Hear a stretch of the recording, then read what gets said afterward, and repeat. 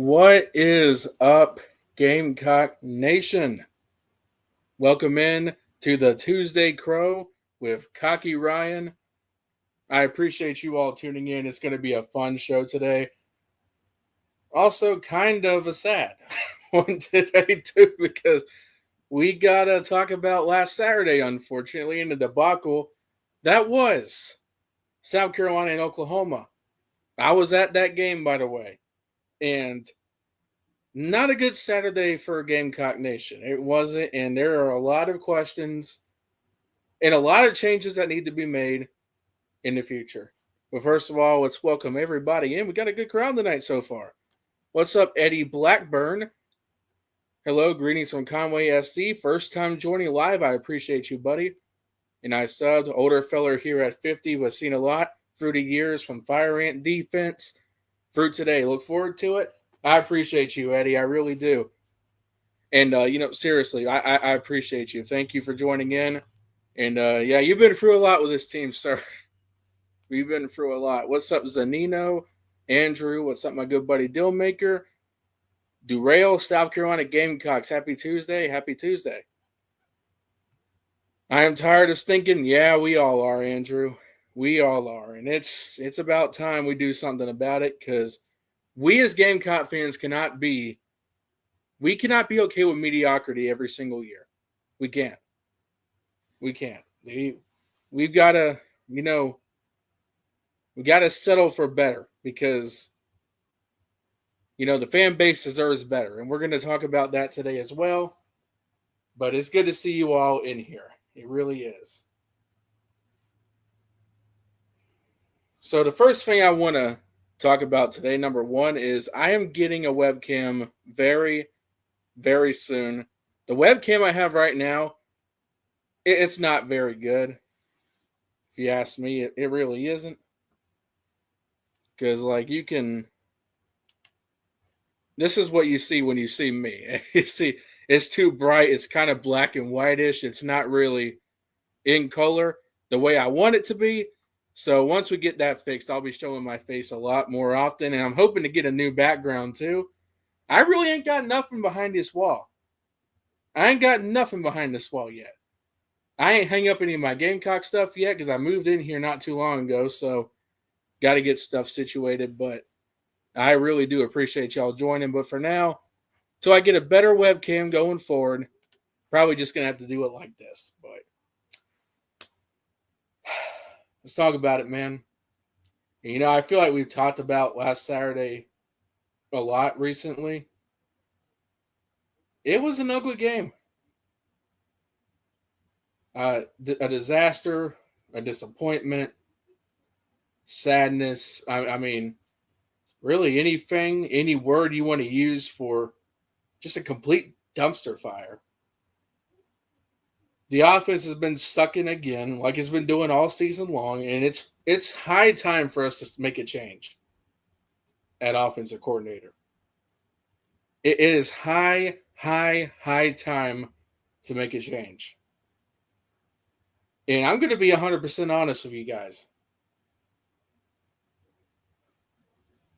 I have tried, honestly, and I'm sorry. I am sorry. I have tried to say, the line isn't going to be, the play calling is not going to be very good with an offensive line that's constantly stinking. And to some extent, it's true. But the play calling just flat out sucks. It just flat out sucks. And there's no making excuses anymore. You are not going to win with a Mike Shula offense. You're not.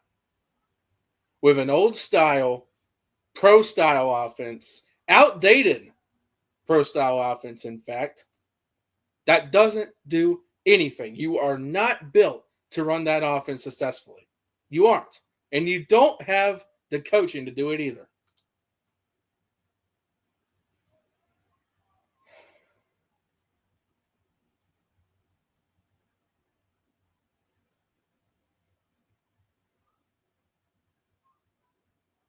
What's up, Rooster? It's good to see you, buddy.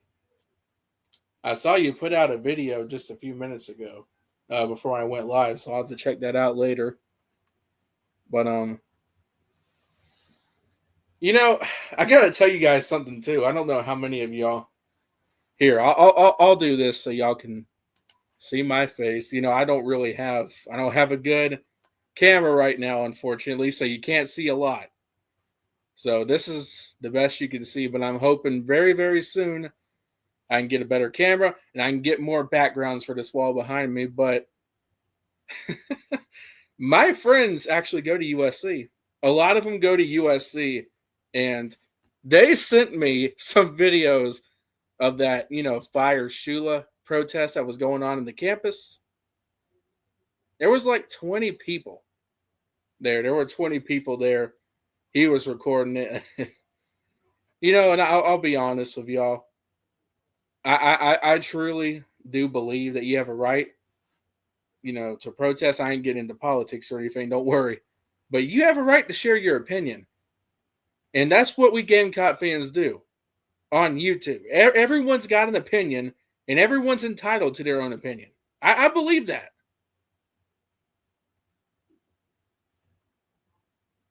But I'll be 100% honest. I was I wasn't even sure if it was really happening or not. I wasn't sure if it was really happening. I thought it was fake. I thought it was just set up by a bunch of trolls on the internet for clicks and everything, but it was real. Wasn't a lot. It was like 20 people, but it did happen. It did happen. And apparently, according to some videos I saw on Twitter, the university staff really tried to stop a lot of it from going on too. But yeah. Yeah. Good evening, Ryan. I did some coaches and OC name drops for potential hires. Yeah, we need a change, man. We need a change. We can't be doing the same old stuff that we've been doing for years, and that's nothing. Riding with mediocre coaches, with mediocre styles that don't work, that you don't have the players for. You just don't. We need new. We need new. Ryan, I heard they tried to go into Chick-fil-A and got ran out because Josh, as student and producer sports talk, interviewed a couple. Yeah, that was wild. I'll just say that. Wasn't a lot of people, but that was wild. But really, Oklahoma just dominated you, man. Getting back into the game, Oklahoma just dominated you. No ands, ifs, or buts about it. And South Carolina had chances in that game to score. And, after Oklahoma scored on their first drive, we went right down the field. I think we had 50 rushing yards or something in the first drive. Only ended the game with 4 more, if I'm not mistaken. But you ran the same plays. Same plays. You ran Rasul Fajon 3 times, then you ran Lenora Sellers with runs up the middle. Didn't get anywhere. I mean, the play calling is so darn predictable. Yeah, Oklahoma's got a great defense. We know that. But it comes a point where, how there are offenses out there that can score on good defenses. Who remember back in 2018 when South Carolina went up against Clemson's national championship defense in 2018? Jake Bentley threw for 5 touchdowns on him? An NFL defense there are teams out there that can score.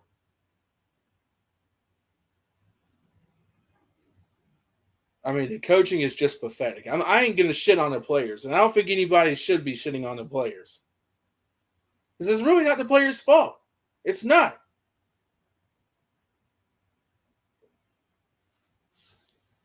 It's the coach's job to have these guys ready for one. But again, it's just the scheme is bad. The play calling is bad. You're trying to run some outdated 1970s pro-style offense. Why can't we do a mix of spread and option? That's something I'd like to see more of. Honestly, something's got to give though because this offense looks dead, y'all. They look dead. And the offensive line's been a crap show for 5 years at South Carolina. Honestly, I don't think we haven't had a good offensive line since Steve Spurrier. If you want me to be honest with you, Coastal Carolina is going to beat us if we don't make a change in a hurry. Joe Maker, I can't even argue or disagree with that. I really can't. I don't know how you win the next 3 games, and I hate to be that hopeless. But you know that there comes a time. Y'all ever heard here again? Y'all ever heard the saying you pick with your brain and not your heart? I wish I would have took that on when I picked South Carolina to beat Oklahoma on Saturday. I don't know what I was smoking, but I was smoking something. Because I should have never did that. It was hopium. I got to admit, it was hopium. That's why I did it. But I don't know how anybody can have a lot of hope right now. And again, I hate to be that down, y'all. I really do. Because, I mean, if you can't score, you can't win. In the scheme, the philosophy, Gamecock fans have a right to be upset about what's going on. And I am sick and tired, y'all. I am sick and tired of being told how we're bad fans because we're critical. Because we want change, because we can look at things, we can take off our garnet glasses and look at reality. Anybody else get tired of hearing that? Oh, you're not a real fan if you talk bad about the coaches, you're not a real fan. Let me tell you guys something. I give money to this program. I do. I went to the game on Saturday. I sat through that whole damn game. Well, a lot of people were leaving in the third quarter. I sat there. And listen, I'm not trying to take shots at those of you who left. I don't blame you. I don't blame you one bit for leaving. Honestly, I don't blame you. Now, the only time I ever left a game early in South Carolina was when, had a medical emergency with a family member and had to leave. So, that's the only time I ever left. I mean, I went to the SC State game. I sat through that entire weather delay, y'all. That entire weather delay while there was booming thunder all around us. I sat there and enjoyed it too, by the way. I must say that was pretty fun. Andrew loves dude, we all love punishment, Rooster. That's why we're Gamecock fans. We keep coming back for more. We keep coming back for more every single week. You know?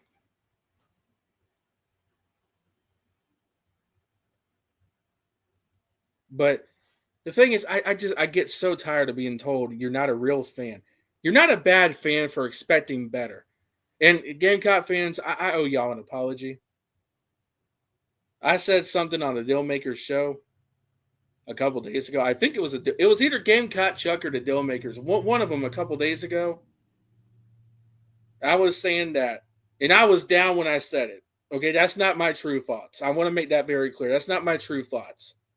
I was down when I said it. I was down on the program. I was down on I didn't have hope. But I was saying, all we are asking for is just to be a competitive team. That's it. No one expects us to win a national title. No one's asking to win a national title. No one's asking to go to the playoffs. We just want to see a competitive program. That's bullshit. That is bullshit. We need to raise our expectations because we can't expect mediocrity every single year. We can't. That's a loser mentality. That's what that is. It's a loser mentality, and I'm sick of people having it. And shame on me for having that a couple days ago. Honestly, shame on me. I slipped into that, and let me tell you something. If Indiana and Vandy, people can always say, well, we cannot. Well, people always say South Carolina is a nothing program that's won nothing in over 120 years of football. Sadly, that's true. But you know what? You know how you stay like that? When you have no expectations. And when you keep settling for mediocrity year in and year out. Now, as you said, well, it was the right mindset. So you guys are right. And again, I apologize for it because that was bullshit on my part. It was. You can't be okay with mediocrity every single year because everyone's like, well, you've done nothing in the 100 years. Well, you know what? We're going to keep doing nothing in the 100 years if we keep having that mentality.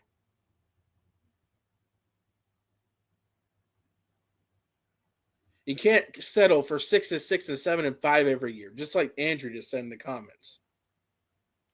And you're not a bad fan for asking for more.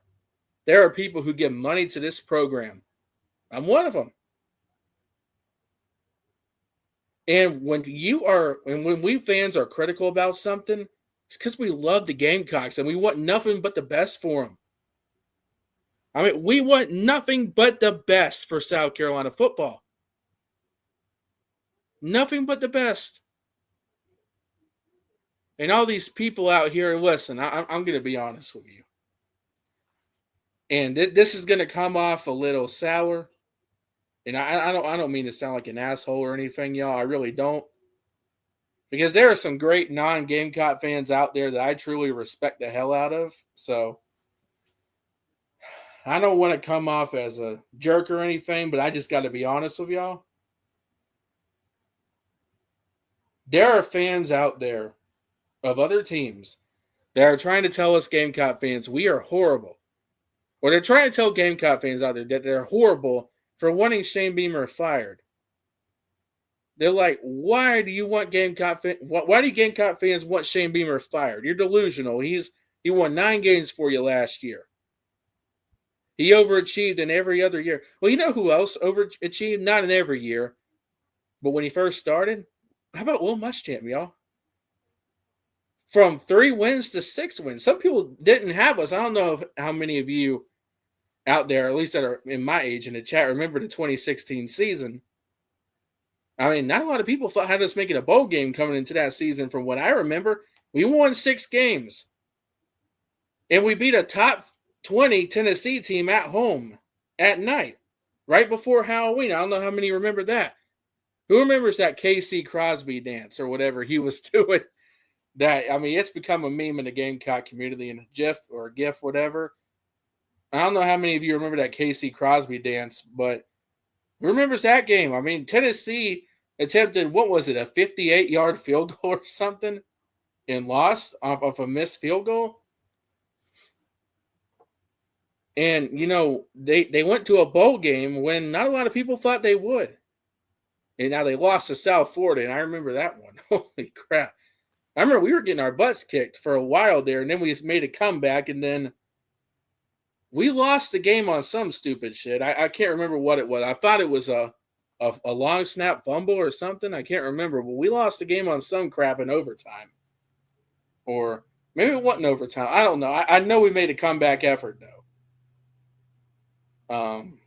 And then in 2017, guess what Will Muschamp did, y'all? He won 9 games. 9 games. Beat Michigan in the Outback Bowl. And I think we came back from down 19-9 or something to do it too. And then after that, what happened? Straight down into the commode.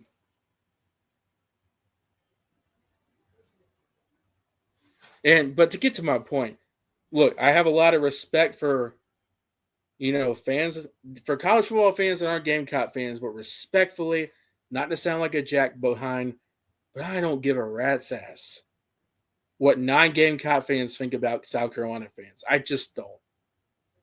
I don't. If you do, that's fine, but I don't. I don't care.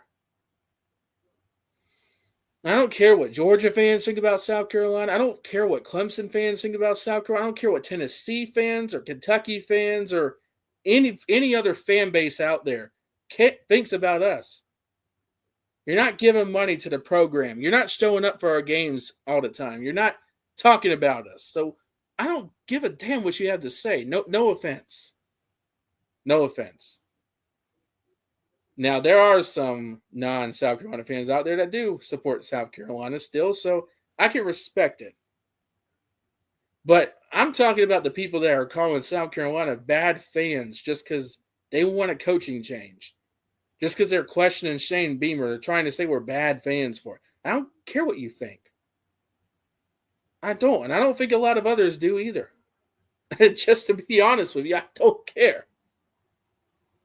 Get this off my screen, bro. What is that? All right.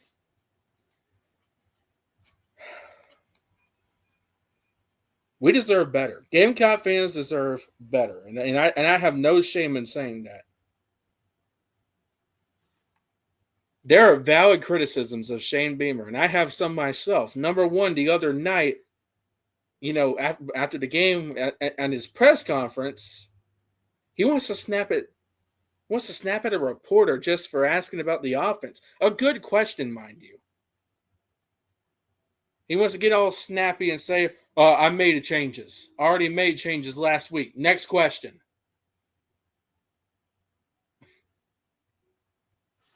Then he goes on to say, what gives me hope? Practice. How we practice.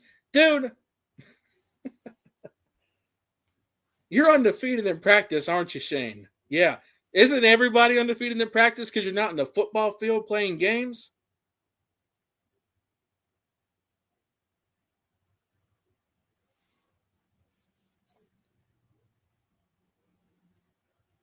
And the thing that worries me about Shane, too, is like, here's what worries me, y'all. If they do fire Mike Shula, like I think they should, I think it's time to move on from Mike Shula.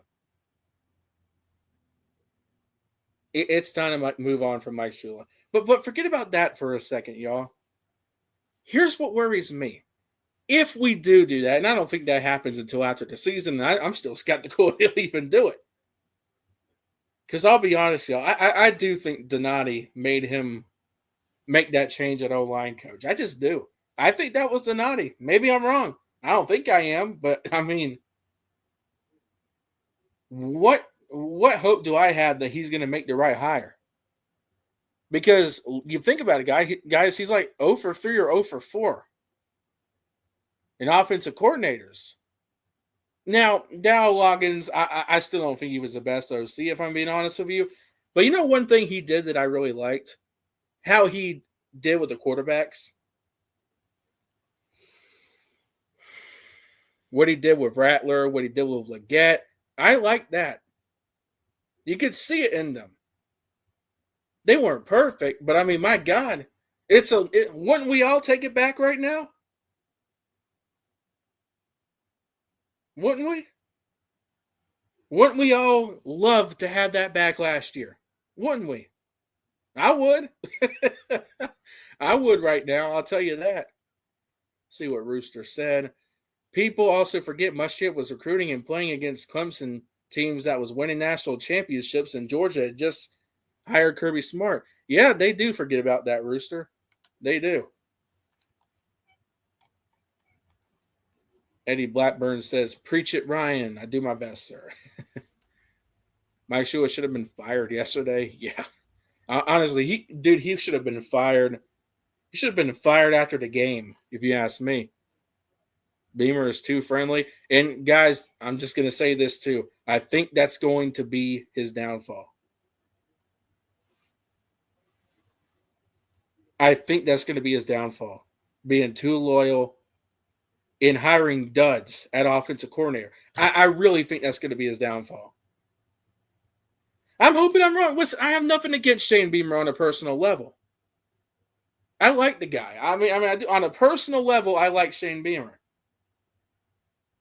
I mean, every time I go to Gamecock Walk, me and my friends, he's in the chat right now, actually. Excuse me. He's in the chat right now, actually. Gavin Marshall, we went to the game together on Saturday. Gavin's a really good friend of mine. He helped coach. He helped co-host on a couple of my shows, by the way. So really good dude. Knows what he's talking about the Gamecocks too. But every time we go to Gamecock Walk, he's given us attention. He's been really nice. But here's the thing: it's a business, and there's a saying in the business world: nice guys finish last. If you're too loyal, if you're too, nice, then you're gonna fail. It's gonna cloud your greater judgment, if you know what I mean. I mean, that just we need more assholes coaching. Sad to say, but it takes that. Yeah, I mean, dude. Here's the thing about Steve Spurrier, dude. He kept it real. He was an asshole. Steve Spurrier was an a-hole. Nothing against him, but he was. There are coaches out there that keep it real, man. There are good coaches out there too. I mean, y'all. Here's the thing. What frustrates me, and it goes back to the low expectations we as South Carolina fans, or not all of us, because I think we should have higher expectations. I mean, oh crap. I mean, with all the facilities we have, the money. I mean, it's a new era of college football, y'all. It's a new era of college football, and South Carolina does have money. That argument's bullshit, y'all. South Carolina has money. They have money, and James Franklin, he actually wasn't making much more money than Beamer is right now. I think they were both making $8 million, and I think he was just making just a little bit more than Beamer was making. And James Franklin coached at App State. No, I'm not App State. Penn State.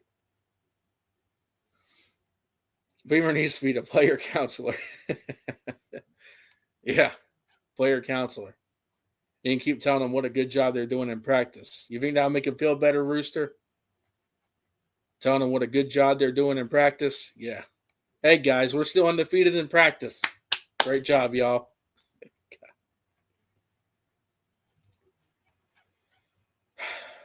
In a minute, by the way, I'm going to drop the link, and if anyone wants to come in here and talk, they can, but I mean, we can't keep having this loser mindset. We got to make changes, y'all. We can't keep floating in this sea of mediocrity. I don't care. Y'all, you want to know something about Indiana, who's number 2 in the country right now, by the way? You want to know something about Vandy, who's in the top 10? Vanderbilt is doing stuff they haven't done since the 1940s, since the World War II era. Why in the... I'm going to try real hard. Keep calm. Why, if they can do it, why can't we? Serious question. If they can do it, why can't we? Vandy has never won 10 games in the history of their program, by the way, y'all. I don't know how many of you know that. They haven't won 10 games in the history of their program. They might do that this year. I mean, Vandy brought in a good coach in Clark Lee. And he brought in a quarterback. I know some people think Diego Pavia is an a-hole, but I like Diego. I'll be honest. I think that's a player a lot of people can rally behind. People hate his cocky attitude and stuff. Well, God, if you ask me, don't you kind of want that in your quarterback, though? That competitive fire? That, hey, we're going to go out there and beat everybody's butts. Isn't that what you want? Yeah, I understand it. You run your mouth so much to a point where you can get kind of humbled and you make people not like you. I understand that, but at the same time, don't you want that kind of confidence? I mean, I get it. He can run his mouth too much. I understand the criticism, but yeah. Franklin, like 8.6 mil. Beamer is 8.1. Yeah, very close. He runs the system exactly right for poverty, and it's working. Yeah, but see, that's the thing, too. Lenora Sellers and Spencer Rattler they're very talented quarterbacks, but the system their OC put in place was not good enough for them. Everybody talked about how bad Satterfield was, and I did it too. I'll be honest. I still think he was dog water, but you know what's sad? When we've reached a point where we would rather have some people in this fan base would honestly rather have Sat than Mike Shula. It's bad, dude. That is bad. But what do you guys? Well, let me ask you this: what do you guys think we should do on offense? What kind of philosophy do you think we should run? Me personally, I like to see a more spread offense. I like to see spread with option mixed in, if that makes sense,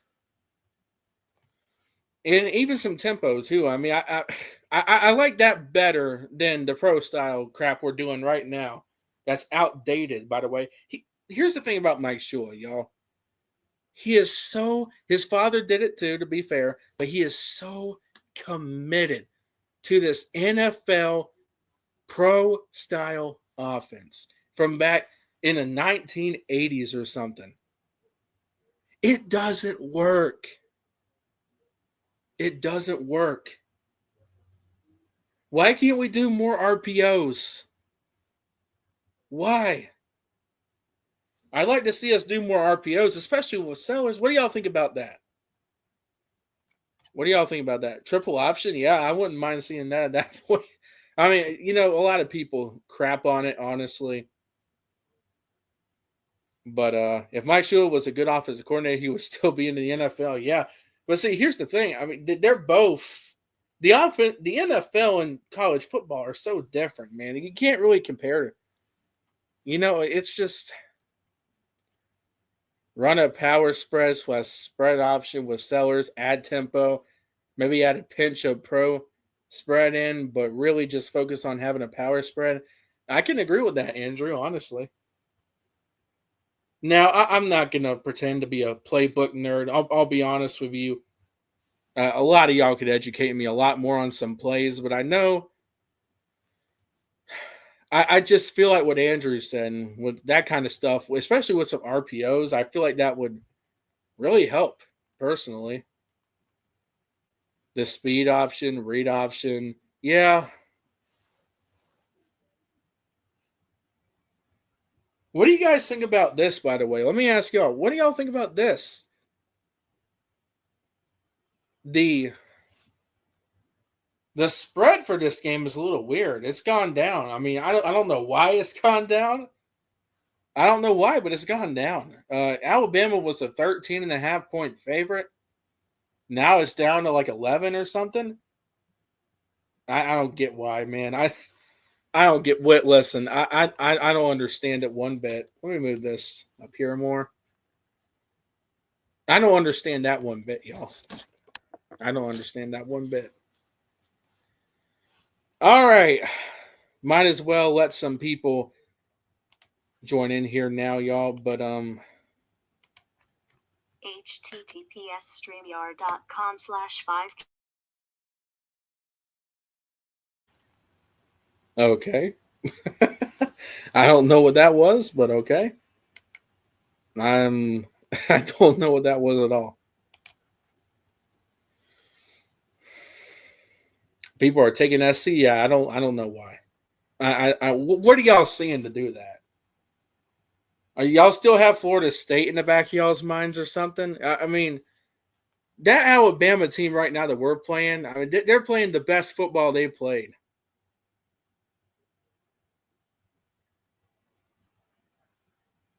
Bama fans say it's because they go into prevent if they get a 17-point lead. I don't understand that, man.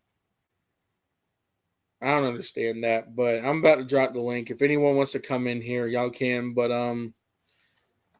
honest to God, I think I might start showing my face more often because I'll be 100% honest, y'all. I've been kind of scared to show my face, and my webcam's kind of shit right now. I'm not gonna lie to you, but it feels I've been subconscious about it for a while. because I'm kind of a fat man. I'm not going to lie to you. But I'll tell you this, I have started intermittent fasting lately, and I've already lost 6 pounds. So we're making progress, and we're going to get down a lot more in a year. So I'm going to look completely different. But here it is, y'all. Hope it's not too ugly. Hope you're not throwing up or anything. Nah, I'm kidding. Don't call anybody ugly, by the way, because if you call someone ugly, you're saying that God made a mistake. And God don't make mistakes, pal. Not to get religious on y'all, but you know. All right, we got a StreamYard link in here. Join on in. I'd love to have some guests on here. We can talk about more, but honestly, like I said, y'all, Carolina fans deserve better than the constant mediocrity that gets force fed down our throats every single year. We got my good buddy Dillmaker in here. What's up, Dillmaker? How you doing, bud? What's happening, my friend? You doing all right tonight? I am. He got that coastal hat on. Yeah, I did that on purpose. You got a good show going, man. I want to say something. There's 10 people in here watching. There's only like 6 thumbs up. Everybody smash that thumbs up. Helps the algorithm and helps Ryan out. Appreciate you, Dillmaker. Appreciate you. That's a nice coastal hat. You know, I was going to make a joke with you yesterday or whenever you did your show. I was going to say, you know what I should have done? If I should have worn that damn Oklahoma hat to the game or something. I do have an OU hat, but no, I wouldn't do that. Well, see, now I'm caught because I'm pretty sure I'm going to go to the Carolina Coastal game. So, I have a closet full of South Carolina gear. I mean, some of it's as old as the hills, some of it's new. Yeah. And I have a pretty good bit of coastal gear, as a matter of fact, too. So what do I do? Like half and half? You know what I mean? Yeah. Now, look, I'll tell you this. I've told y'all, Oklahoma, my second favorite team. I love them to death. Now, when South Carolina plays them, it's always Spurs up. But, I do have a mini Oklahoma helmet right over there. And I do have an Oklahoma shirt and hat and everything. Last Saturday, the best way I can describe it, it felt like to me watching your wife and your mother fight. You don't know, like it's hard to pick a side. It's painful. That's what it felt like to me. Well, here's the way I look at Coastal and South Carolina, okay? It should be David versus Goliath. You know what I mean? Yeah. That's what it should be. Knowing you're going to go in and get beat like a redheaded stepchild, but I don't think it's going to be that this year. I don't either. I really don't. I might have to wear my Bama hat so my bad luck goes over to them. Yeah, Gavin says, "Nah, I wouldn't have allowed you to wear an OU gear next to me." Yeah, you probably wouldn't have. But we got Andrew in here too. What's up, Andrew? What's up, guys? What's happening, man? How buddy. you doing, How about buddy? yourself? Oh, I'm doing great, man. Hey, I like the old throwback football helmet he's got on. Man, I like that. Yeah. I got one of those. Lou Holtz hat, Yeah. man. This is a throwback too. My hair is kind of messed up. Excuse me, y'all. But this is the 1984 George Rogers hat. Yep. Down in Gamecock Traditions, which is on Sunset Boulevard. For those of you who live in Lexington, like I do. But what's on your mind tonight, Andrew? Well, not much except that I don't really have much, if any, hope for this week. Yeah. I don't know why the line is dropping. I think it's pretty clear that Alabama will, for all intensive purposes, dominate South Carolina. I think the defense might be able to play decently at times, maybe get a couple of stops at times, but Alabama with Ty Simpson, they have a great offense. They will score points. Yeah, and for sure. The bottom line is this: even if they do play a good game, it doesn't even really matter because you have to score points to win the game, and it's just like this Mike Shula offense is just so anemic. I think we're averaging right now. I could be wrong. I looked it up the other day. I hadn't done it since we just scored only 7 against Oklahoma. But I think our average was like down to 12.5 points per game for the offense now. That's not total because our defense and special teams scored some. But you're right. If they can score 21, they got the game in hand. I called that last week on our show. I said the first 1-21 wins the game because South Carolina can't get there. Yeah. Yeah. And that's just ridiculous. It's just, I was thinking, it wasn't that long ago. I mean, the season literally started like tomorrow will be 2 months since the Virginia Tech game. Mhm. If you were to jump in a time machine and go back 2 months to August the 30th, and you were to walk up to a bunch of South Carolina fans and say, hey, you're going to have Lenora Sellers and Faison. Well, by that point, we knew we'd have Faison and Harbor and Bennett. And despite all that talent you have on your offense, you will only average 12.5 points per game. You would have been laughed at. People would have thought you were crazy. And I'm not going to lie. Heading into the season, I didn't really think Mike Shula was a great offensive coordinator just because I knew he was running a pro-style offense. I knew he had struggled before. I thought he was going to be, a carbon copy of Dow Loggins. That's what, my dad said. That's what I was thinking. And now looking back, I wish he was a carbon copy of Dow Loggins. I mean, well, Dow wasn't a great play caller. What Dow was smart enough, to let your dog eat. Yes. And he had a dog, and he was like, hey, you know what? I'm going to give you 3 plays. If you see it, you call it and do you.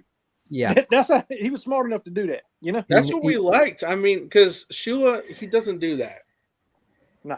He doesn't do that. And I think there are so much things that we look at as fans. And look, no, we're not in the program. We're not in the sideline. We're not coaches. But you know what we do have? We have a brain that functions, and we have eyeballs that work. We can see. I love you said that because I the other night I said we got 2 eyeballs and a brain in between our ears, so we might not be making $8 million a year, but we can see it. Wouldn't y'all love to make $8 million a year to be bad at your job? Wouldn't y'all love that? I would love it. The only other profession that I can think of, the only other 2 other than coaching, is literally the weatherman and a damn politician. Those true. 2 can lie and get it wrong every day, the politician and the weatherman, and still keep their job. And obviously, if you work for South Carolina, you can do the same thing. Yeah. Well, honestly, those are true. Well, honestly, it's probably easier as a coach because if you're a politician, every few years you have to run for re-election, and your opponents can run an ad against you if they think you're a liar. If you're a coach, you just have to win enough. But and enough is the problem with our fan base. I put out a video the other day. Y'all should see the comments I got. You not a real South Carolina fan. First of all, I'm in my 40s. Half of them, I'm old enough to be their daddy, probably. You know what I mean? Don't come at me like that. And I'm thinking to myself, 8 games. If that's what makes you happy, then what are we shooting for? We'll never win a natty. Yeah. If that's your goal. The goal should be gradual improvement. Like maybe winning 8 or 9 games is okay for now, but once you can consistently do that, you need to move up. It's sort of like going to the gym. When I first started bench pressing, I mean, I don't know if my technique was wrong or what, but I could barely just lift the bar, and my goal was just to lift the bar. And now I've gotten to the point where I can do that like nothing. And now that I can do that easily, I move my goal up. Now my goal is, to lift 115, 120. And once I am good at lifting that, I'll move it up more. It's like the goal should be gradual progression. Here's what, and I agree with you 100%. That's anything in life, anything exactly. You do. If you, I'll just give you a prime example. My son plays Pop Warner. And my thing to them is, all I want to see is you get better every practice and every game. Yes. Just get better. Get better. And that moves over into the real world in life. Yeah. You know what I'm saying? Everything that you do, you should get better and better at it. Yes. My goal for South Carolina is this. We should 8-9 win team. I'll take that for a year or 2. We should be contending for an SEC title. And if not, because if you make that game, you're pretty much going to the playoffs. But if not, you can still get into the playoffs without making that game. Right. That should happen at least every 3rd year. Yeah. One of those 2 should happen every 3rd year. Right. And we've never won one. We've only played in one of the SEC title game. Only one. One. And got our. Oh, go ahead, Andrew. I'm sorry. Yeah, I was gonna say I remember that game. I was 6, but I remember. Yeah, me too. Yeah, that was not a fun game. That Cam Newton Hail Mary before halftime, and hey, he absolutely y'all. He would do that step, that fake ass step. He'd lean forward and do that step, and our defense would run straight, thinking he was going to run. He just dropped back, wherever he wanted to throw, wide open. Yeah, wide ass open. Yeah, but Rooster said we are in the hundreds of every offensive stat in college football. You know what? That's pathetic. Yeah, and that should never fly. But like you said, y'all listen. If Indiana, by the way, Dillmaker and Andrew, we have more bowl games than Indiana does. Yep. We actually have an advantage over them in a lot of stats. Yeah, I've looked at. Yet they're number 2 in the country. They've never been that before. I've looked at the all-time record of the two programs. South Carolina's all-time. Yep, that was actually Joe Morrison's last game. Yeah. But comparing the stats between the two, South Carolina's all-time record is slightly over 500 percentage rise. I think it's 511, 513. Just to let you know how bad of a program Indiana is, I looked at theirs the other day, and it was like barely over 400.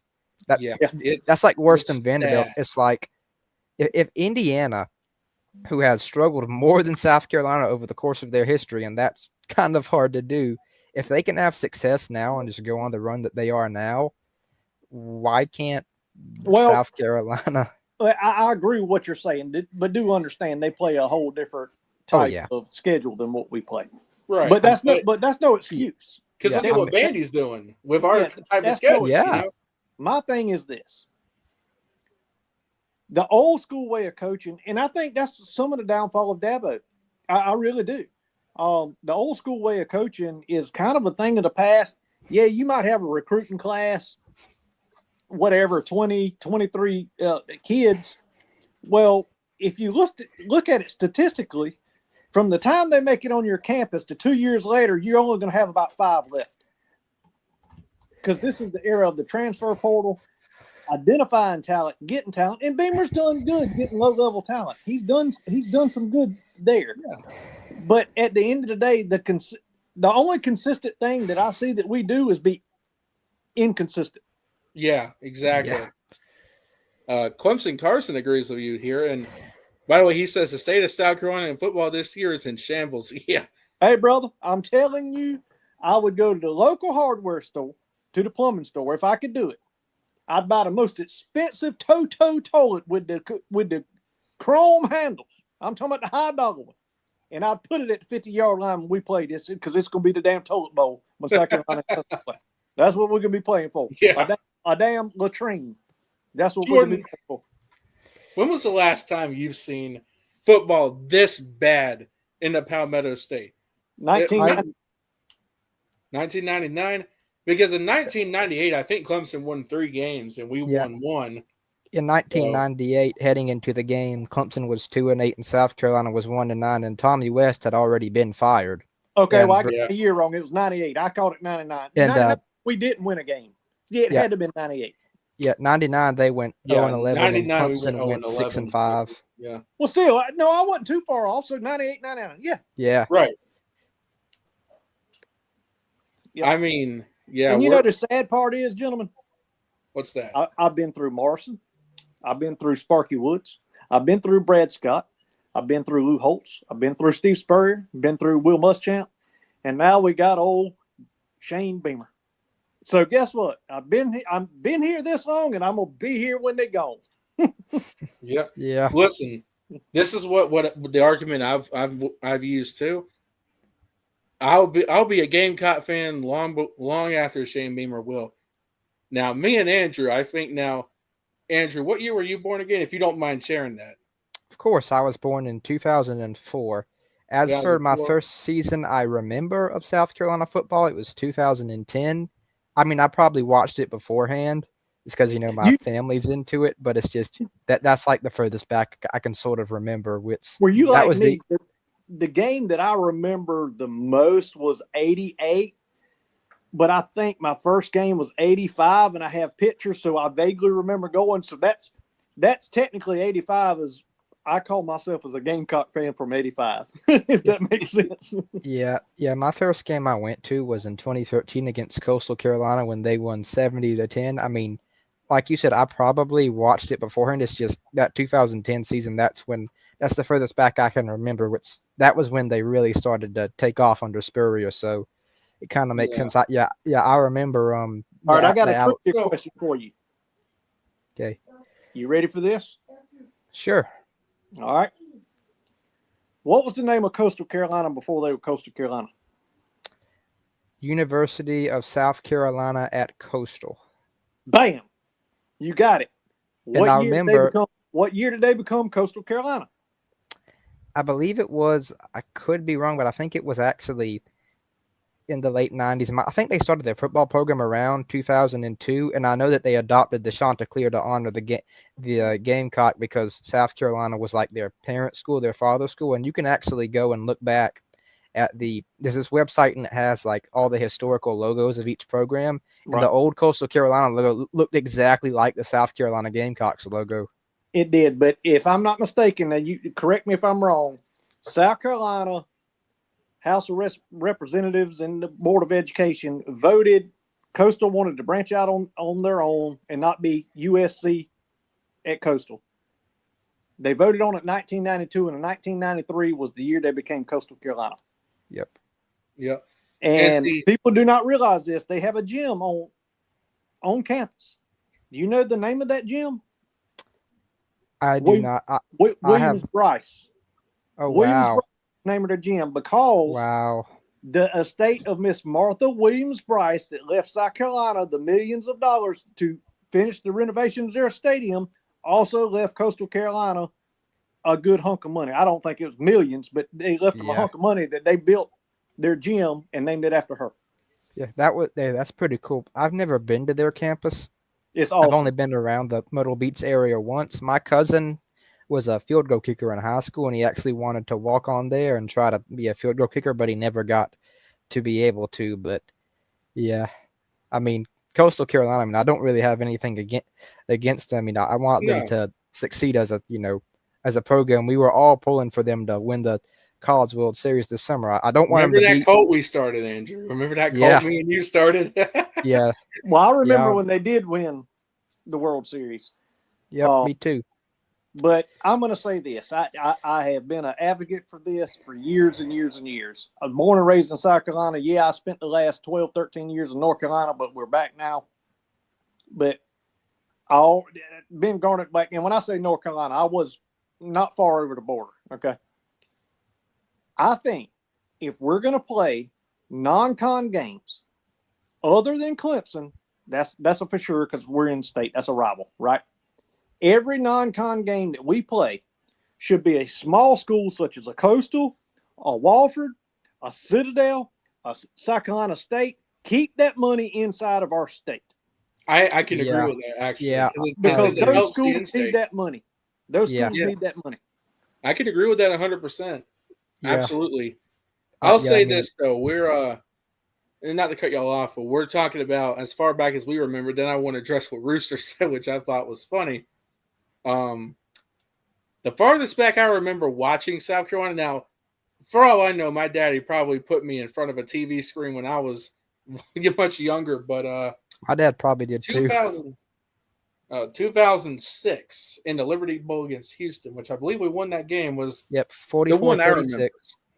And my first game going to a South Carolina game was 2007 against SC State. And I twisted my ankle in that game. What a wonderful first experience. I think you've talked about that before. Not a great first experience. I've made a joke between my friends saying revenge game for my ankle back in 2022 when we played them just to be silly and everything. But how was that game? Yeah, but Jordan, listen, we love Coastal Carolina around here too. We love them. I mean, they're like there you go. I like that. They're like the brother of South Carolina because I mean they literally come from South Carolina, man. If you look this up, the stats are a little bit wrong. They might be a little bit construed, but the number one university in the state of South Carolina, as far as enrollment is obviously South Carolina. The Right. number 2 is Clemson, rightfully so. The number 3, sometimes it will tell you College of Charleston, but I think that is of 2024, because if you look at 2025, College of Charleston had like 12,300 and Coastal had like 12,600. So Coastal's number 3 in the state. I agree. Yeah. But Rooster said Andrew will have the next Garcia as the great Gamecock quarterback of his generation. Yeah, I don't know if y'all saw that, but Stephen Garcia's son is actually taking a visit this weekend. Well, I'm Apparently going to to go ahead and tell you, Wayne's as long as I've been watching South Carolina, I'm still of the belief, opinions like assholes, everybody's got one, right? The best quarterback we've ever had play for South Carolina was Stephen Garcia. The most raw given talent was him. Now, he got in his own way. He Yeah. did. He loved the party, and he wouldn't listen, and he did everything what you wasn't supposed to do. But I'm telling you, on game day when the lights came on, that cat was legit. Yeah. I Garcia do is somewhat agree. of a tragic story. I feel like if he had just been a little more serious, practice a little bit harder in practice, I feel like he could have been an all SEC or perhaps even an All American quarterback. agree. There are a few players in South Carolina history who have sort of been like that, like Demetrius Summers or Derek Watson, which that's sort of going back before my time, back to the old Lou Holtz days. But yeah, Rooster says Memphis Garcia, and he is really good. Yeah, I mean he's got a lot of talent. Clemson Carson says the farthest back I can remember of being into Clemson football was 2010. Even though I do remember pieces from 08 or 09, I just wasn't old enough to understand. That's fair. And honestly, man, I mean Clemson, they're having their worst season since 2010. oh I yeah, mean, listen, y'all, Clemson. And I can't talk shit because we're bad too. But I don't think Clemson fans should want Dabo fired. I think Dabo's No. earned enough, obviously. Listen, let me tell you something. Them firing Dabo is about as bad as Penn State firing Franklin. I mean, Yeah. Franklin took them out of the plum shitters. They had old Tommy Bowden. He couldn't beat himself out of a wet paper sack. Dabo got a hold of the Clemson program. Took him about 6 years to right the ship. It took him a little bit. It did. But once he righted that ship, Clemson's won one national title without Dabo. Just one. And Yep. he and they put cheated them, for it. Yeah. Yeah, I wasn't going to bring that. But, Yeah, I mean, don't want I don't want to take anything away from it, but right. Yeah. But at the end of the day, the reason why their expectations are as high as they are is because of the coaches they've got has got them there. yeah, And to fire him, that would be the absolute dumbest, just dumbest thing you could ever do. yeah, Because I'll tell you what, and a lot of South Carolina Gamecock fans might look at me and say, "You're crazy as hell." I'd take him. Now Yeah, he'd it have to would- change some of his ways. But yeah. if you gave him to me 5 years ago, I'd have took him in a damn heartbeat. Yeah, a lot of people would. I feel like Yeah. Dabo, in some sense, has sort of been a victim of his own success in the sense that, he raised expectations and now he can't meet them. And I think, going back to the whole James Franklin thing, I've always seen James Franklin as sort of in the same class of coaches as Les Miles and Mark Richt. They were sort of victims of their own success. They had some success early on. They were good coaches, but they sort of became victims of their own success at the end. It just felt like there was just this expectation, this sort of glass ceiling that they couldn't break through. In the case of Rick, it was, he could never win a national title. He was Do you know 4 yards. I mean, do you really want to know why Rick could never win a national title? sure. Because he was the player's friend. Bingo. He was the player's friend.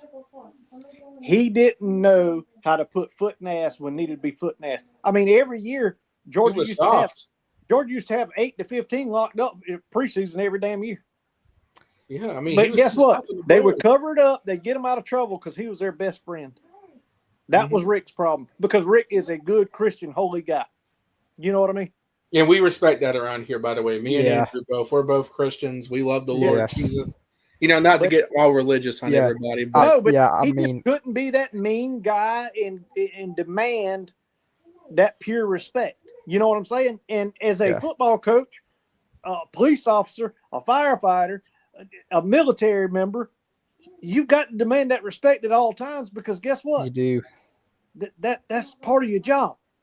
You know? Yeah, I mean, and I mean, obviously, I would encourage people to be Christian, but just because you're Christian doesn't mean you can't be firm at times. I don't want to, branch off of talking to religion, but I mean, if you read the Bible, there was a time when Jesus made a whip of cords and marched into the temple and was very angry and firm. So if he remember was, when he turned those tables over? Because my yeah, house shall be a house of got prayer, all but you mad have and made a turned those den of tables over because thieves. what they were doing, Selling products in the temple. But I digress. I don't want to verge off into a religious conversation, but we won't. But He said verbs off. I like that. No pun intended, right? I will say this. People want to know why the line's going down is because there's actually money coming in on the Gamecocks. Now, I don't get why. you've got to look at it in several different Yeah. angles, okay? There's different reasons of why this happens. Number one, they're trying to drive the line down, okay? Because if you know anything about betting, they're bookmakers. That's who sets the line, right? Well, the bookmakers had it at a 13.5. But that's one of those, why is it so low? That's one of those, I got yous. Does that make sense what I'm trying to say? Yeah. Like So- it's kind of a trap for bettors in a way. yeah. It's a trap. Yeah. That's exactly what it is. And you've got to pay attention to what they're trying to do. But also, there's a lot of believers that I don't know who came up with this term. It might have been Josh Pate. I don't know who the hell came up with it. But this Cocktober thing that they came up with, I don't want to hear none of that bullshit, man. that is the biggest crock of shit I've ever heard in my life. If they look at the history of I don't think South Carolina has ever had a good October. We're 5-10 in October under Beamer. One game in October is what we normally win. So whoever came up with that, it's just the most asinine thing I've ever heard. Cockvember is what it is. Cockvember or Crowvember, whatever. But listen, JD Piquel, he's on the same bandwagon. And I'm like, dude, y'all are being paid to go on YouTube to spit this garbage. Please do your research. You know what I mean? I Agreed. honestly think that part of the reason why the line has gone down a little bit, I think there are some Alabama fans who just have PTSD from that Florida State game and think, oh no, on the road against an unranked team. And honestly, I'm thinking that some of these Alabama fans might have not really watched South Carolina this year, and they're just thinking, oh no, they got settlers like, dude. I don't like to Exactly. bet on South Carolina because I bet with my heart instead of my mind, and I know better. But I'm telling you right now, if I was to place a bet today, I would take Alabama giving up 17. Now, I'm just going to be honest. I really would. Because I think you're going to win by, at a minimum, 17 points. oh yeah. Yeah. Rooster says, not to cut you off, Andrew, but Rooster says Beamer is a good man, but he only has an attitude with refs, reporters, and fans. Exactly. Mm-hmm.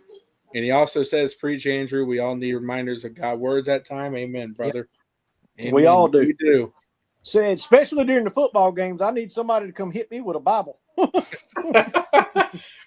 Listen, during football games, you want to know a funny story, y'all? So, you know that Auburn game in 2011? Story time with Cocky Ryan. My brother and my dad went to that game. The only reason I couldn't go was because I felt ill, unfortunately, so I couldn't go with them. But my mama and me are in the room watching the game, and then at the end of the game, I start getting up and yelling, "What the heck are you doing?" At 9 years old. At 9 years old, I'm already screaming at the TV, and my grandma's in the room laughing, saying he's just like his daddy. Hey, I got an 8-year-old right now. He'll scream, "That was stupid. That was just stupid. You're running the ball right up the middle 3 times." He hollered, "That's just stupid." Yeah. Yeah. Yeah, but All man, right, fellas, let me jump off here. I got we just had a football game tonight, and got to get the kids all washed up and all those things. So appreciate y'all letting me on. Everybody again, hit the thumbs up. Spurs up till my toes are up. Teal Nation and Chanticleers. Let's whoop them. yes, Later. sir, Gamemaker. I Yep. appreciate you as always, buddy. Well, we need to call soon off stream sometime. We'll have to do that sometime. All right, Bubba. But y'all, you have a good one. We appreciate you as always, Mr. And, Dealmaker. and let me close like I always do. This is Sports Talk with the Deal Maker, and I am the Deal Maker. And I thank you. All righty, buddy. Thank you so much. Good dude. You guys, I want y'all to go subscribe to Sports Talk with Dealmaker. Let me put his link. Let me put the link to his channel in the description so y'all can. Oh, honest to God, I think all of you know who he is by now. But if there happens to be anyone in here who doesn't, this is the link, and I'm gonna put the link to the StreamYard back in the chat in case anyone else wants to hop on. Y'all don't have to, but you're more than welcome to. Here comes this. Here it comes. It's going to start reading the link out loud again. No, it didn't. I'm surprised, but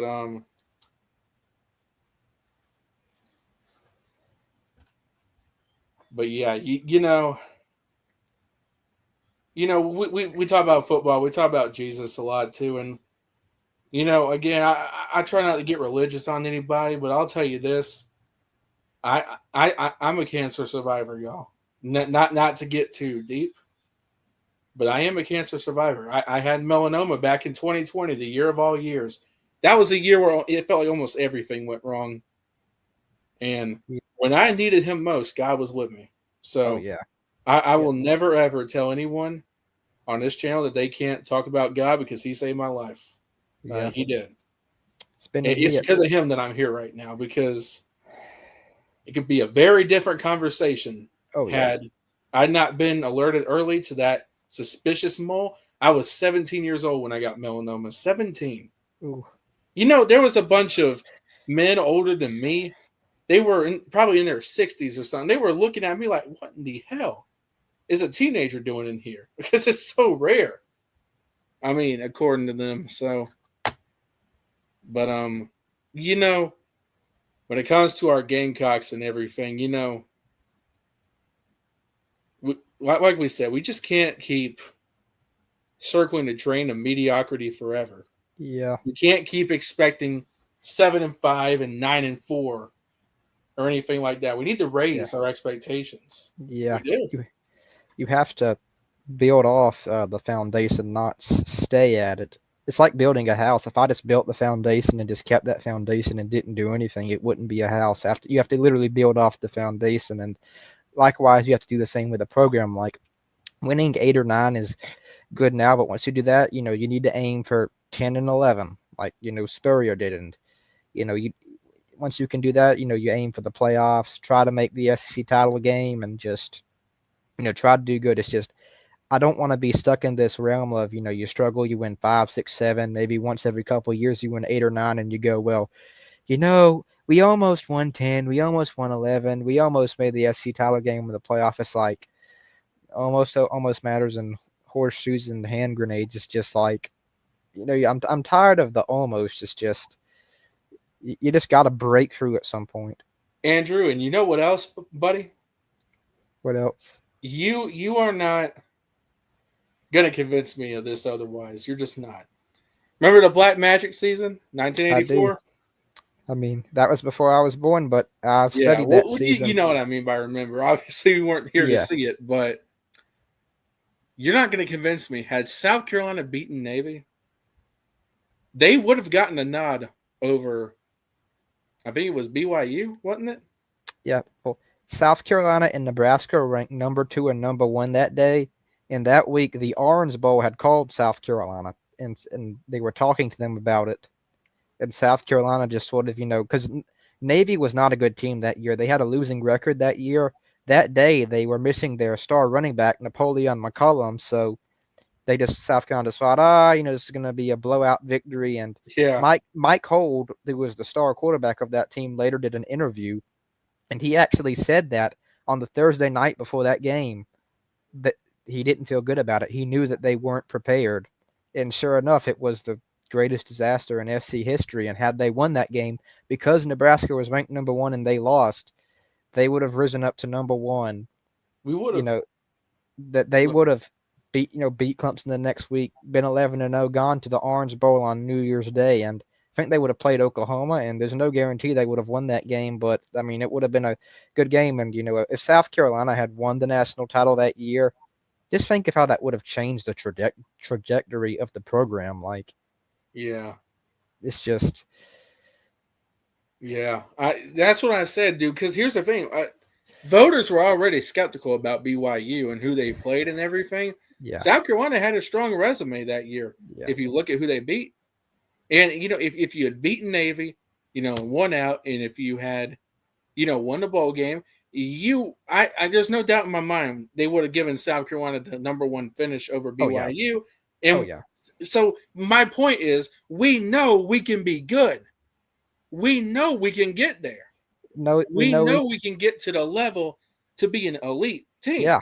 Oh, yeah. We have seen it. Look at the Spurrier years too. Y'all. Oh, yeah. It's not like South Carolina's, never had good seasons. Oh no. This is Vanderbilt's first really good season since the 1940s. Yeah. Well, no, I take that back because they did really well under James Franklin. Yeah, they finished in the top 25. I don't think they were this good though. They weren't this good. They weren't top 10 material. Yeah. Now this is the first time they've been in the top 10 since World War II, or since the foundation of. Well, never mind. But this is the first time they've been in the top 10 since I think 1947. Yeah. I know Vanderbilt's a year before. highest ranking ever was in the 1930s under Ray Morrison, who was a college football Hall of Famer. They were ranked number 7. If they win this weekend, which college game day is there, and I think that's a winnable game with Missouri, they could maybe surpass them depending on what happens. Now, here's the thing. Now they're at home again. College game day is there for the first time in forever. Since 2008. Yeah. And, Missouri's got a strong running game. Eli Drinkwitz is a good coach, in my opinion. Hamad Hardy could be hard, but I'm telling you, Vandy, they're very well coached. Diego Pavia, he can ball. We've seen what he can do. I'm taking Vandy to win that game. I am. I think it'll be a close game. I mean, I want Vanderbilt to win just because they haven't had much success. I think they could do it, and it's just like, if Vanderbilt can do it, why can't South Carolina? And it's like you said, we've seen good seasons before. In 2012, I remember them starting 6-0 and being ranked number 3 in the country. It's like, people forget South Carolina was ranked number 3 that year. It's like, I mean, we've seen it be done before. It's like, we've seen South Carolina climb to be, close to the top. It's like, so it can be done. It's like, and I don't want to get back into the, we almost, but if it wasn't for that bad callback pick 6 last get it, but South Carolina would have been in the SC title game, and they would have had the tiebreaker over Georgia, and I think they would have had a shot at beating Texas. I mean, I don't want to go back and dwell on that and go, well, we almost, but I'm just saying, like, they can do it. That's my point. You want me to be honest with you, Andrew? Sure. Tell me what you think about this. Last year, I think what carried us last year, because let's be honest. Well, first of all, go look at the chat and see how much people are showing love to you, man. I'm going to have you on here a lot more often, man. Thank you, man. Because look at all these good comments for you. Eddie Blackburn, I respect you, buddy. You know your stuff. You need to educate me, man. You need to give me some history lessons. I can actually show you something. My grandfather owned this, and Rooster says you've done your homework on the history of the Gamecocks for sure too. Look at all these people. You got to start your own show too. This is something that my grandfather owned us. He was a big time South Carolina Gamecocks fan. I have read this at times, but this is the Encyclopedia of Gamecock Football from 1892 to 1994. It doesn't contain the most recent seasons, of course. It's falling apart because it's so old, but like, yeah. you know. I want to see something real quick. Y'all want to see a connection of mini helmets I have? Let me go get it real Sure. quick. I'm gonna mute my camera real quick. Just not mute my camera. I'm sorry. I'm gonna turn off my camera real quick just to get it. But I'm gonna show y'all some helmets I have.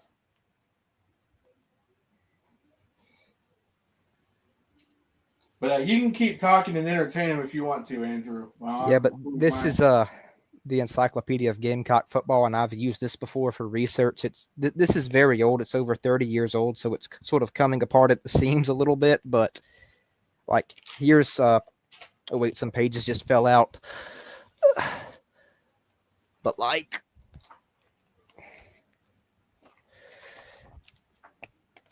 let me try to find a good page. Like, this is from 1941. If I can show it here to you again, this is like this book is falling apart. So I'm struggling to keep it together. But like, it literally has pictures of like players from 1941, and it literally tells you like how every game of the season went. I'll read you some. Against the Citadel, the next week we took another victory, 13-6, with Earl Dunham and Stan Stasica doing all our scoring. It like even tells you who scored the first touchdown ever That's in crazy, South Carolina dude. Gamecocks football history, which it was C.S. Green in an 1894 16-4 loss to the Augusta Athletic Association, which that's sort of really way Dude, back that's in. insane, man. Y'all want Yeah. to now again? My camera, unfortunately, for some reason, Yeah, isn't here's good. Joe Morrison and Danny Ford. Which but this is something I like to read, and I have a bunch of other books. Some of my family members have given me one about Bob Fulton, and this other book. There's actually like a religious devotional book, and it's about daily devotionals for Die Hard fan, which is like this. It was written by a pastor. It was like this devotional series, but like for like fans of like specific teams, and it's like talks about South Carolina football and stuff, and like relates it to like the Bible and I stuff. like And how you like, keep saying like. but yeah, yeah, I've always been interested in the history of Gamecock Look at football. what Rooster said. Yeah, but that's some awesome stuff, man. I mean, I hadn't that kind of blows my mind because I need to do more research and more studying myself. I'll be honest with y'all, but yeah, I'm gonna do it. I'm gonna take some time tomorrow and study more. So on my live show on Thursday night, the Thursday Night Crow, which is a show I can come on here and maybe know a little bit more. But if y'all want to see some of my mini helmet collection, this is the black one right here. Cool. Now this is the garnet face mask, just the normal. Cool. Yeah, I actually have some mini helmets too. I have like 12 of the 16 SEC teams. If you can look up here, This is the Carolina script. Oh, look at that. That's this really nice. is Dude, that's wooden too. That's really nice. yeah, this was from I got this like 10 years ago. It needs to be. I wish they made a new one for like Oklahoma and Texas, but yeah, I have like some mini helmets and stuff. Now this I think is from the year when Tommy Suggs played quarterback back in the 1960s. This is that either was a 60s or 70s. Yeah, that's a 1960s, maybe early 70s helmet because they had the scholarship leadership thing they did when Dietzel was there.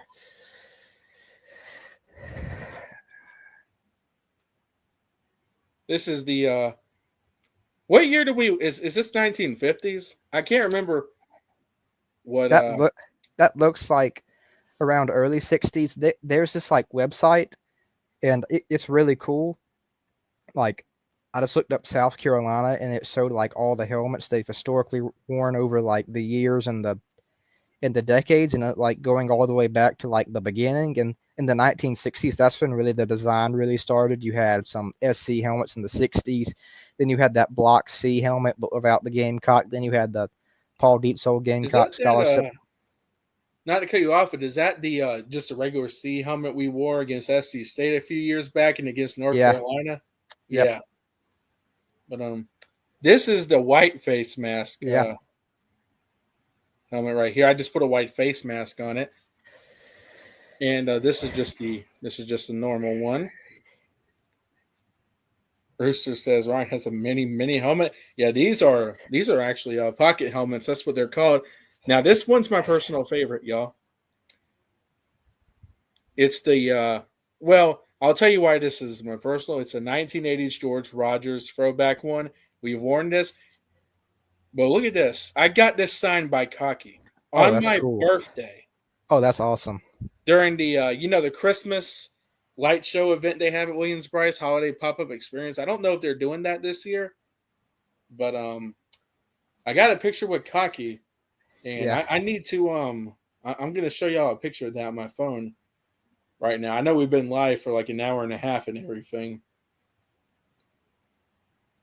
And Andrew, I really appreciate you coming on, brother. And of hopefully, course. because look, I wanna be big as a Gamecock YouTuber. Oh yeah, I want to get there too. Because you were here back when I had my old channel. We had over a oh yeah. thousand subscribers, then it got hacked and deleted. So you were here back in what year did you first start watching me again? The first video of yours I ever watched was actually it was the morning after the App State loss in 2019, Oh yeah, that one. and I started watching it after that. And the first video I commented on, I remember it was like in January of 2020. South Carolina had lost to Tennessee in basketball that day, 55-56 on the road in Knoxville, and you made a video saying it was time for a change. And I said, I don't think Frank Martin should be fired, but if he misses the tournament this year, next year needs to be make it or break it for him. And you said, understandable. Also, welcome to the channel. Yeah, that was kind of a bold call, in my Yeah, opinion. I was just kind of fed up, but yeah, this is a picture of me. I hate. There it is. This is a picture of me and Cocky on my birthday, and he's holding the helmet right there in his pretty hand. cool. Now it's kind of light, so you can't see it too well, really. But that's me and Cocky. Now I'm a big man, but I'm on a diet plan and stuff, so I'm losing quite a lot of weight. So I'm gonna look very different in a year from now. Yeah, yeah. I'm trying to put on some weight, build some muscle. Yeah. Now Haven't been. this one. Now this is a Gamecock blanket. I got that because it's probably the biggest thing because I want to put a shelf behind there at some point with some decorations and everything. But Rooster says he deleted his of about 13,000 back in February and started this new one in July. Yeah, I remember kind of wondering what happened to your channel back then, Rooster. But I'm glad you decided to come back with us, buddy. Because let me tell you something about Rooster. This man keeps it real. He's one of the most realistic, and I think every South Carolina YouTuber, at least in our community, is realistic. There are a few sunshine pumpers out there, like not to call anyone out, but the Locked On shows, man, they like to pump sunshine at you. I don't know if Yeah, you've heard the Locked On podcast and stuff. I mean, no disrespect, but it's just like I don't think those guys keep it 100% real. I yeah, think they pump a bunch of sunshine up your ass and everything, and I don't want that. yeah, Rooster is one of the most realistic South Carolina fans, and I absolutely love his channel because he keeps it real. And one thing he said, he's not afraid to speak his mind as well.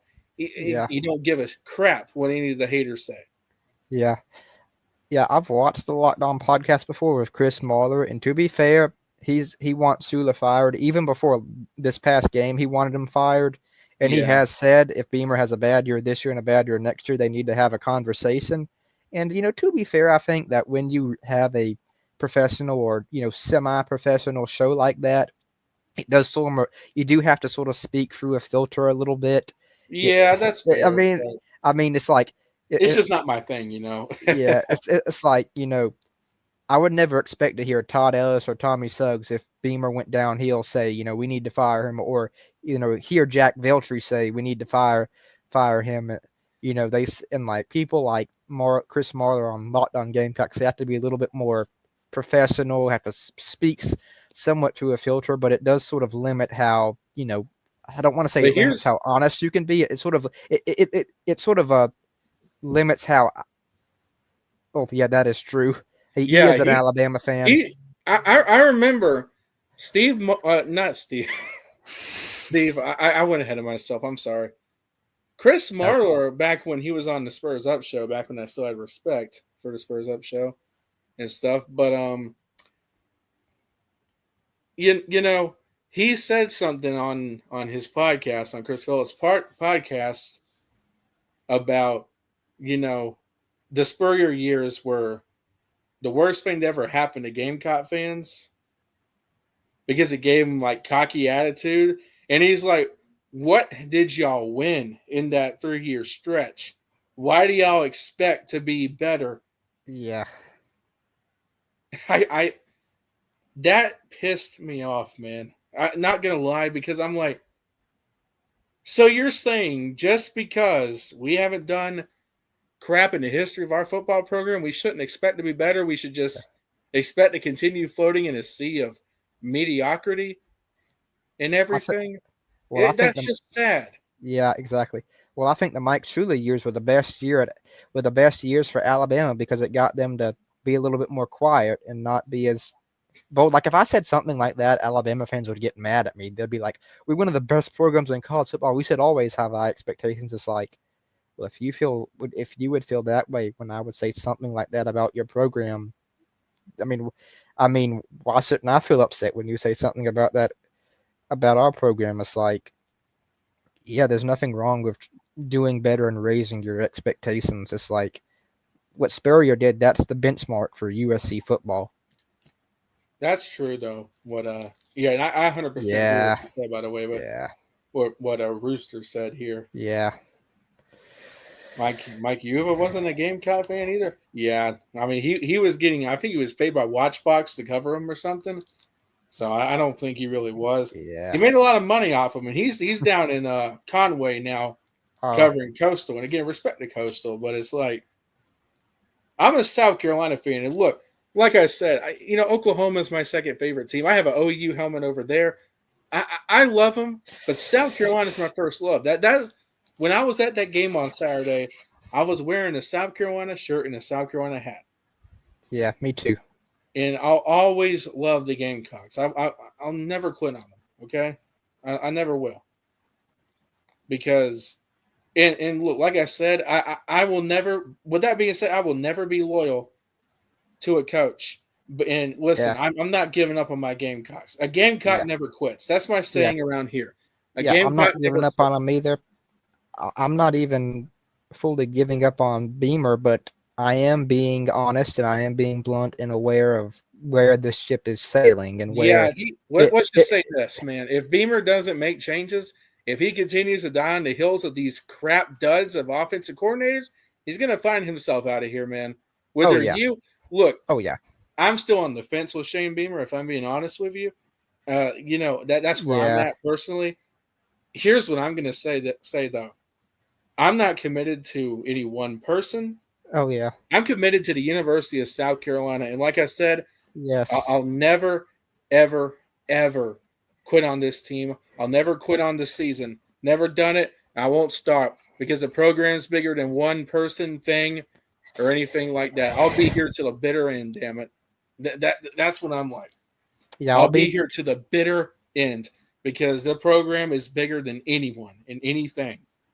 I'll be here to the This is end what we too. love right here. Yeah, This is what we love. yeah. This is what we're here for, Carolina football. Exactly. We're Yeah, not here for one coach. yeah. We're here for this. We're This not is what Shane we Beamer love. fans. This is We're what we Gamecock rep. fans. And the reason we're critical is because we want this to succeed. It's not Oh because we're yeah, not real fans. it's tough love.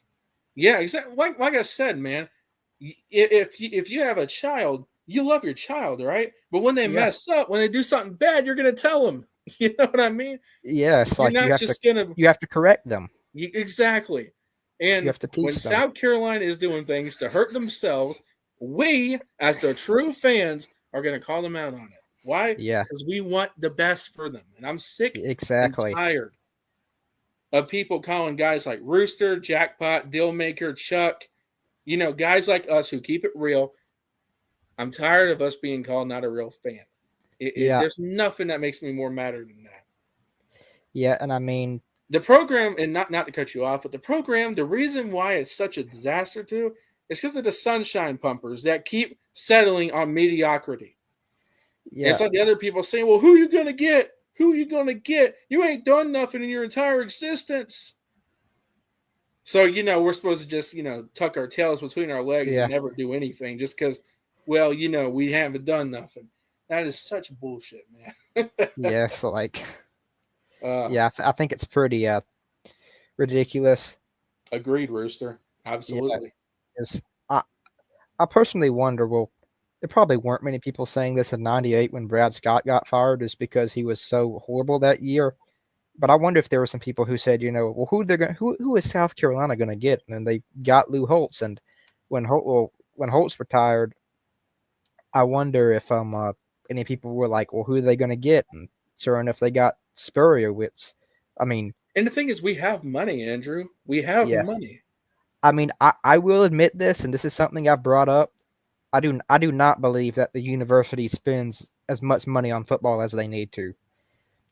There was this statistic, and it was actually an alumnus of the university who wrote this in like an article, and I couldn't believe this. But Clemson spends 42% of their athletic budget on football, and South Carolina only spends 25%. And I think that's just downright ridiculous. Yeah. I think it was a few. I think it was like a few years ago. I think, and I'm sure it's gone up since now, but that they had the South Carolina, Clemson, and Georgia recruiting budgets, and like Clemson and Georgia had won like over $1 million, and South Carolina only had like 900,000. And I think Clemson and Georgia's might have even been I mean, maybe not 1 million more, but just several 100,000 more than South Carolina. And I do. So, I mean, I will admit, I don't think this program spends enough money on football. I mean, South Carolina is kind of a poor state, but I mean, Vanderbilt.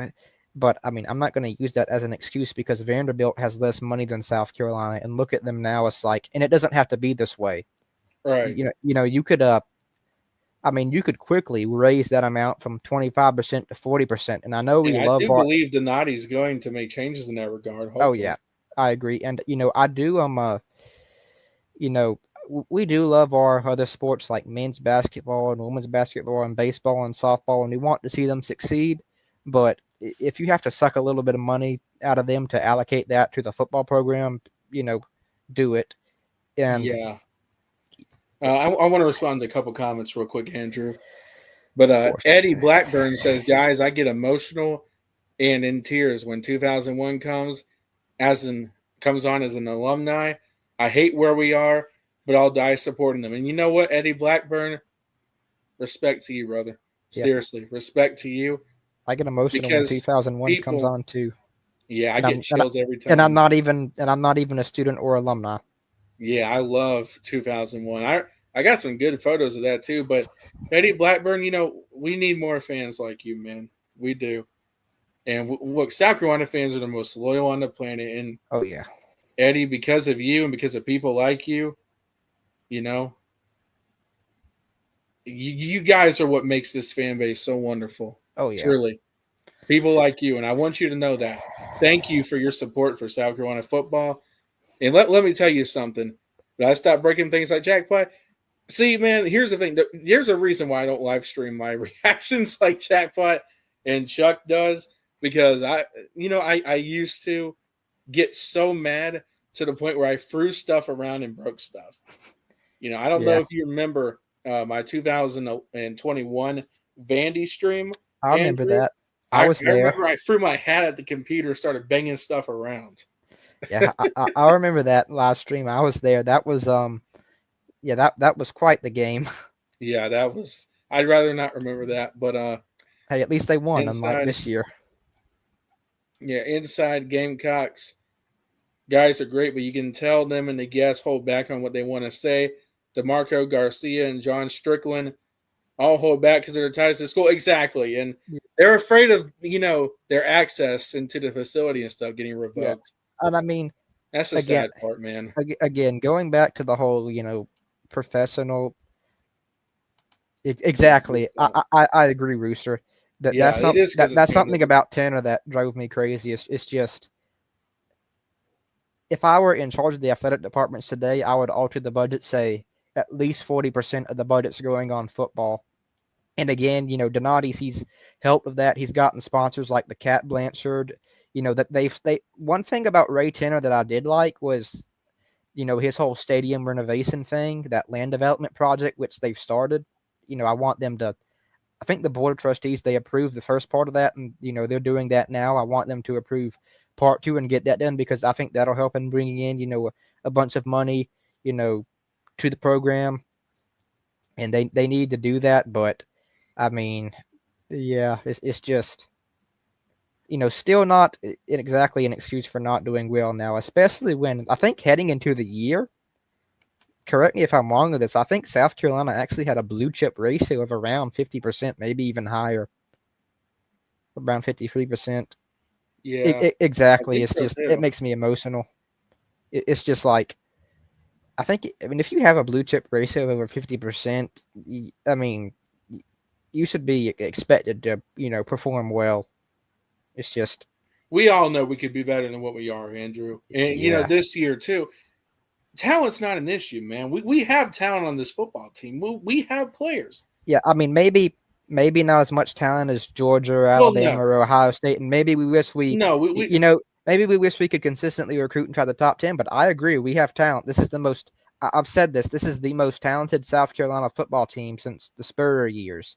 and They have it's a a blue chip shame that we're race. wasting that with this stupid dumbass coaches. Yeah, Excuse my language, y'all. It's I, I, just I hate waste. I hate it when they waste talent like that. It's just Mike Schuler is like the anchor that is holding down this ship, and just yeah, he never should have hired them. I think if they had even hired someone don't like blame you, Rooster. Gus Malzahn or just anybody, they wouldn't be 3-4 right now. They would be better, and yeah, they need to.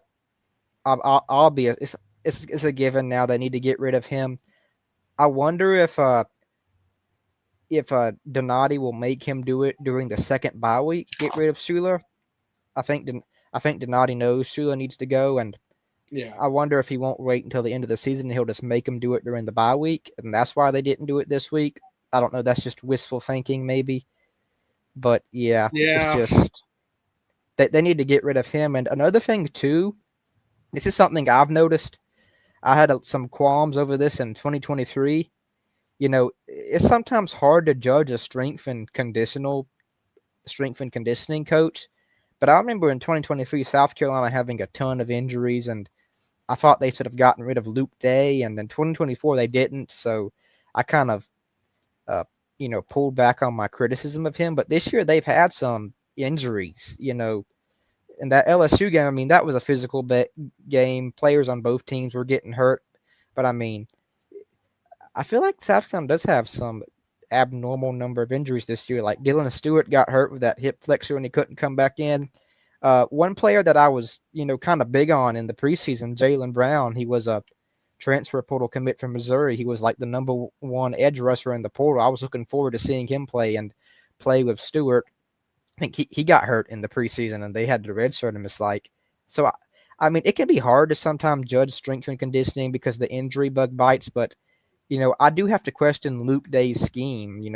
I think he might not be, focused on building, functional strength that much among these players, and he might be focused on, just other sort of athletic training, if you know what I mean. Because there are different Yeah, types of conditioning schemes, and with football, I think you need to be focused on building functional strength, and I think focusing on something like that can make a difference in injuries. So I sort of have to I agree. question him as well, and at the end of the season, you know, I don't know if it would bother me to see them get a different strength and conditioning coach, or at least change the scheme. So, like I said, it can sometimes be hard to judge strength and conditioning because sometimes injuries just happen and there's nothing you can do about it. But it does sort of feel to me that question their strength and conditioning a little bit. So Yeah, that's just I mean,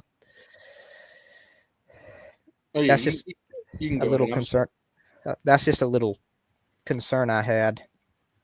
Um, yeah. Regarding any other coaches they may have to replace, and I'm not saying fire Clayton White, by the way. I think he's a decent defensive coordinator, but I don't know if you know this. There have actually I been mean, some rumors.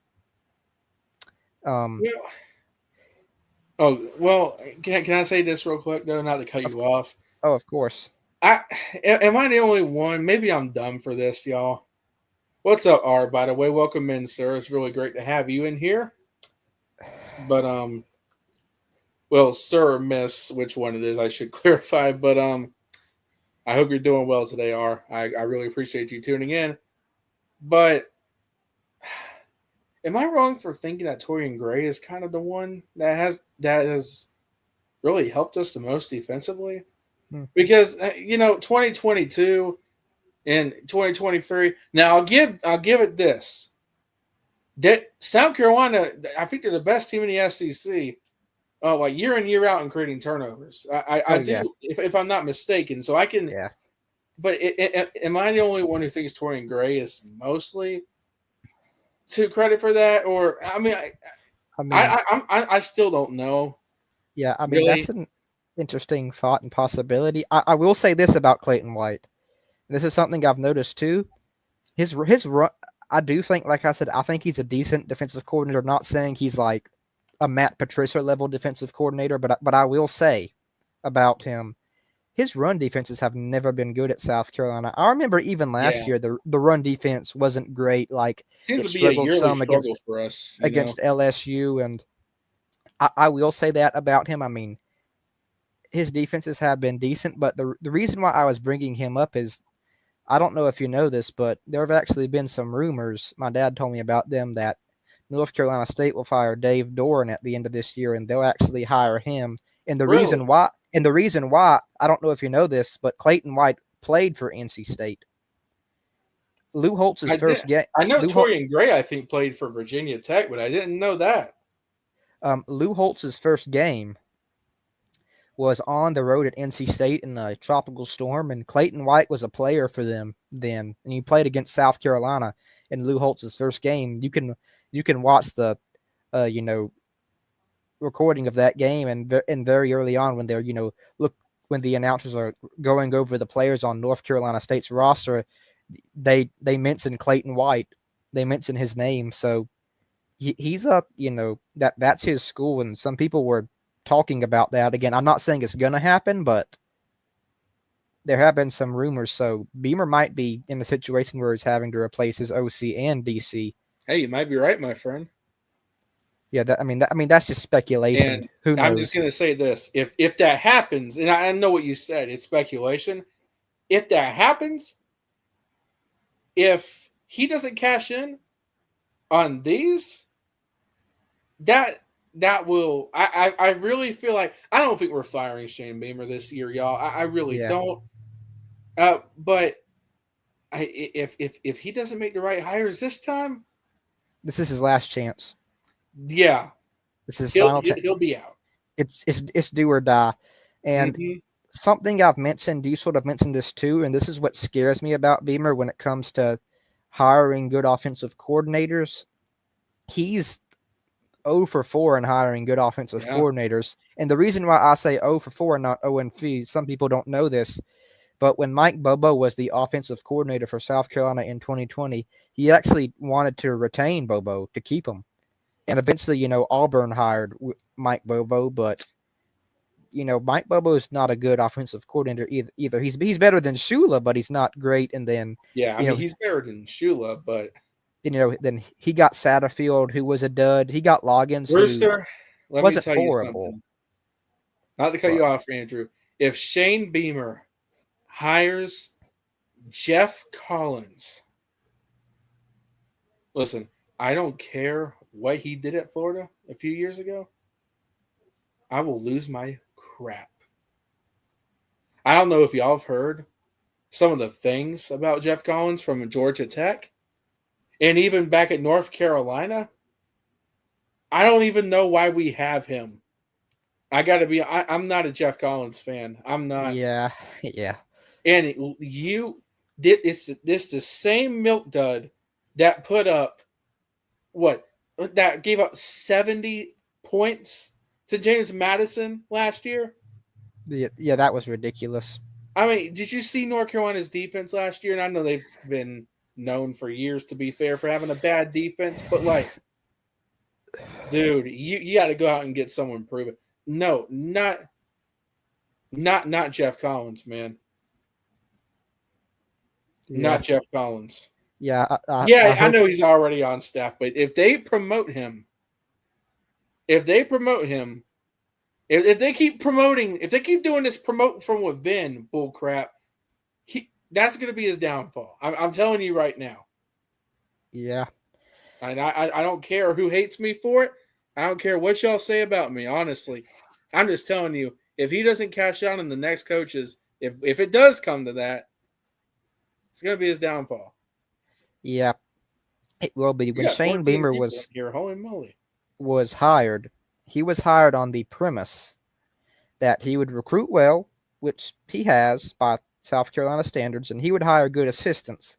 He's only been like 50-50 on hiring good assistants. He struggled particularly on the offensive side. I mean, there have been a few good assistants. I like Justin Stepp. I think bringing in Sean Elliott, that was a good move. Yeah, I agree with that. Torin Gray was a good move. I like Mike Fury.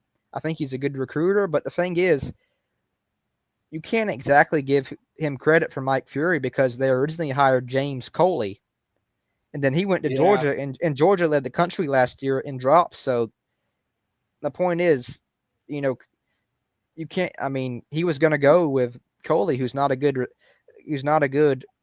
you know, coach. It's just like Beamer just seems infatuated with running that pro style offense, which I have preached against. That it's just it's not going to work at South Carolina. We don't have the players to run it, man. We don't. Even at like a school like Georgia, it's outdated. It's the outdated style. Yeah, even at a school like Georgia, I don't like running it. I mean, Georgia has at times that they run that pro style offense, you know, at times they've struggled with it. Like in 2019, they only averaged 30 points a game, which is not bad. But when you have all that talent, that it isn't great. They struggled on offensive times. It's just in college football, I just feel like you need to spread it out. Right. Yeah. I like that Josh Heupel offense. Spread them out from sideline to sideline. And the thing about the spread is a lot of people think it's a passing offense, like an air raid offense. Not always. You don't have to have a passing quarterback to run a spread offense. No. You can run. There are run oriented versions of the spread offense, which is like I think you said speed run and stuff like that. Or speed option. Power spread and spread option. Power spread. Okay, spread option. I'm sorry. Yeah. I thought speed option or something. Yeah. Was one of the plays there, but yeah. Well, it is a play, but that's like power spread option. That's the scheme. Yeah. Like there's even pro spread, which that's like I think pro spread like combines. It's like pro style, but it was pro style was like a spread oriented version. I'm not saying I would run that a lot, but I imagine it's probably more dynamic than a regular pro style offense. But my point is the beauty of the spread offense, in my opinion, you don't have to have a passing quarterback to run it. Like you can have a dual threat quarterback like Lenore Sellers and run like a more run oriented version of it, like the spread option or the power spread. The reason why Shane Beamer hired Mike Shula as an analyst last year was because he had worked with Cam Newton. Cam Newton was similar to Lenore Sellers, and they wanted a guy, who could coach him up to be like Cam Newton. And I'm like, and again, nobody expected Malzahn to like step down last year. But if you wanted a guy to work with Sellers like that, I would have tried to get him in. I'm not saying that Gus Malzahn's the best OC in the world, but he's miles better than Shula, and he was the offensive coordinator of Auburn in 2010 with Cam Newton. And what they did that year, they ran a power spread offense, which was like combined the physicality of a power offense, but with, a spread offense. And that's how they used Cam Newton. And that's why they were so successful that year. The point I'm trying to make is, you can tailor it to, the type of offense you have. Like Georgia Tech and Vanderbilt run a spread offense. They run the spread option with Haynes King and Diego Papia. And that offense has enabled them to be successful and, put up the numbers they have and, be good as they have. And I've brought this up a little bit because, and this is something as a Carolina football history nerd I've been interested in, but in 2018, J.C. Sherbert wrote this great article, this fantastic article, and it was called History Tells Us That Going Dynamic on Offense Helps Carolina. And he went back through the decades, going all the way back to the Joe Morrison era, and he talked about Joe Morrison, Brad Scott, Lou Holtz, and Steve Spurrier, and how when they were like running a dynamic spread offense, they all had success, and when they moved away from it, they all struggled. It's like, and it was like ridiculous. Like he talked about how in the '80s when Carolina moved to the run and shoot, Todd Ellis, that enabled him to become the school's all-time leader in passing yards. But then when they moved away to the pro-style offense the next year, the offense just sort of struggled. They talked about how Brad Scott brought over the fast break system from Florida State. That's what they had developed in 1993 at Florida State with Charlie Ward, and it helped them win a national title that year and helped Charlie Ward win the Heisman Trophy. He brought that system over to South Carolina. And Steve Tannehill with Sparky Woods had been known as like a good quarterback who ran a pedestrian system. And he brought that, Florida State fast break system. And as soon as that happened, his numbers skyrocketed. In 1995, Tannehill led the SEC in passing attempts, completions, and completion percentage. And like the defense struggled with Brad Scott, but the offense was really good. In 1995, that was the last time South Carolina had an offense ranked in the top 25 in terms of points per game. Their offense was ranked, their offense was ranked 10th in the country, averaged 36.5 points a game. That was mainly because they lit up the scoreboard against nobodies. But I mean, listen, their offense was exciting that year against Louisiana Tech. They posted 68 points against Kent State. They put up 77 points against Vanderbilt. They put up 52 points against Mississippi State on the road. They put up 65 points, and the offense was, was decent to good with Anthony Wright taking most of the snaps over the next few years.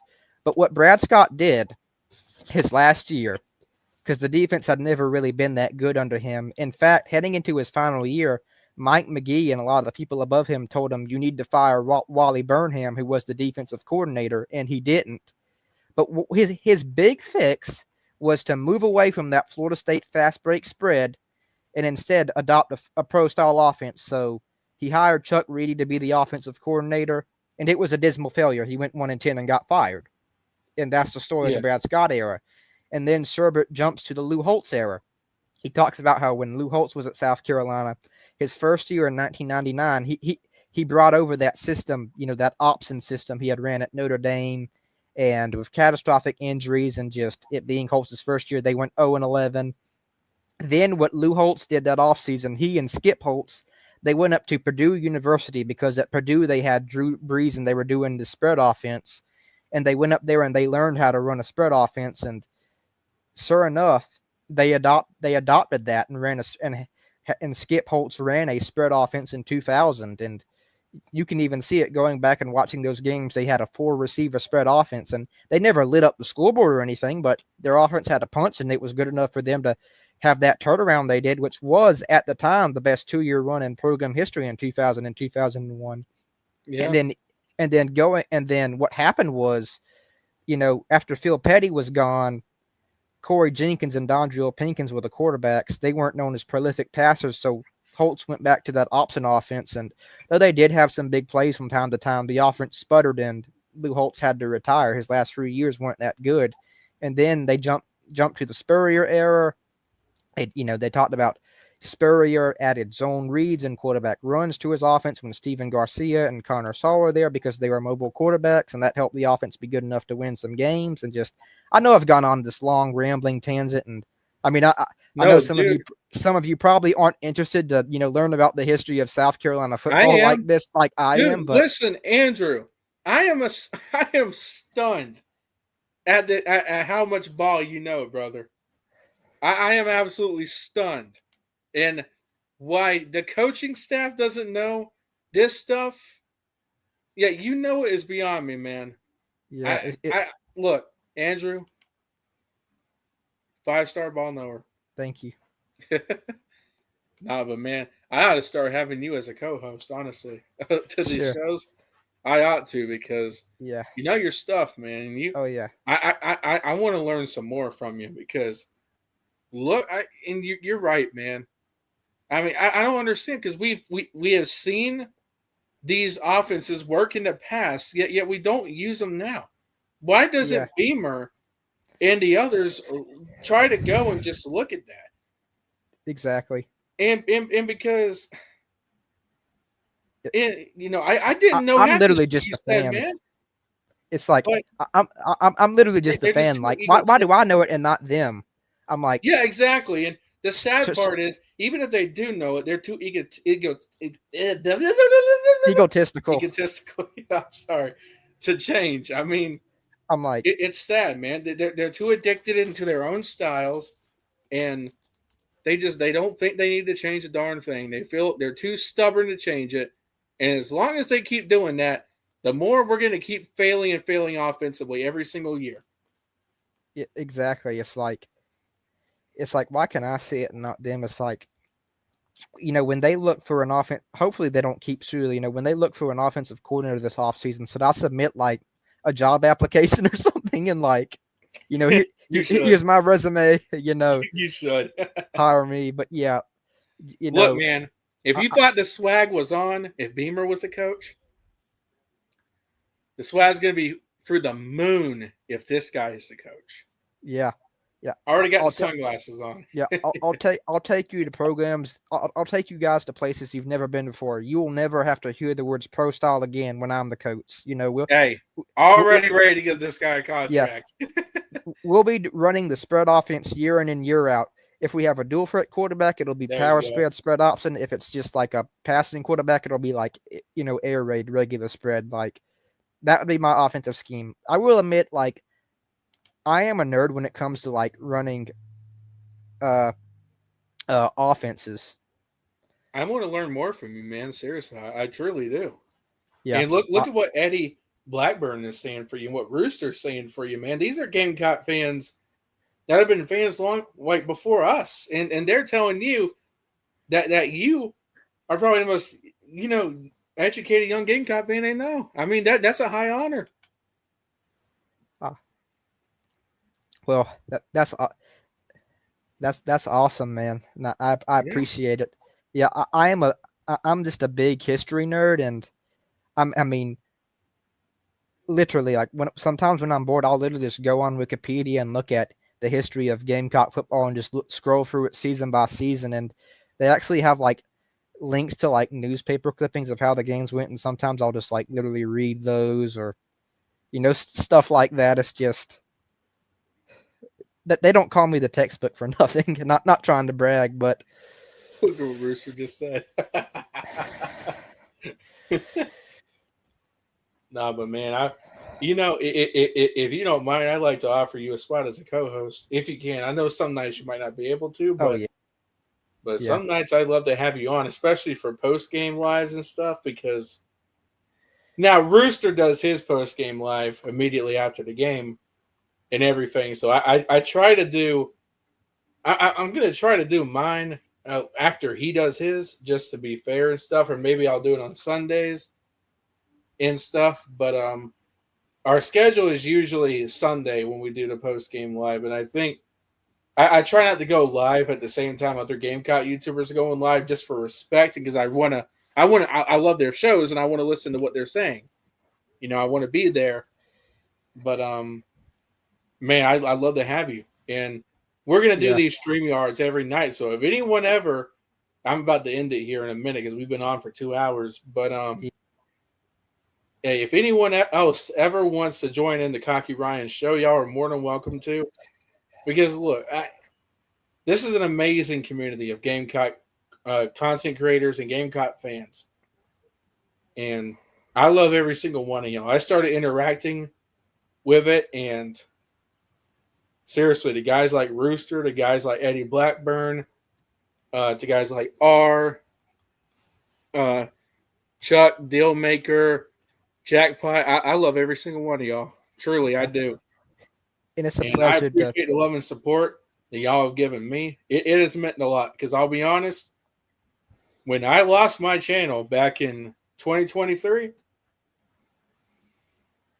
I debated if I wanted to come back. Truly, I think this is the best night of streaming we've had in a long time. So, Yeah, genuinely thank y'all for that. But yeah. with that being said, Andrew, you got anything else you want to say before we wrap this up, bud? Not really. It was a pleasure being on here. I'd love to be on here more. Oh yeah, Sometimes I can't be on here because I'm a full-time college student. Sometimes I have a lot of work. This is my last full year in college, so I'm having to work on like a senior project. Like yeah. having to. I'm actually building an AI chatbot for the school I'm Ooh. going to. So Now that that sounds pretty interesting. yeah, that's a lot of work. Yeah, I bet. Yeah, yeah, we're on my whole. I'm not going to detail too much into that, but we're Yeah, setting it up, and it's just a lot to learn with like the web hosting stuff, and so I'm sometimes busy, but yeah, I can definitely try to, you know,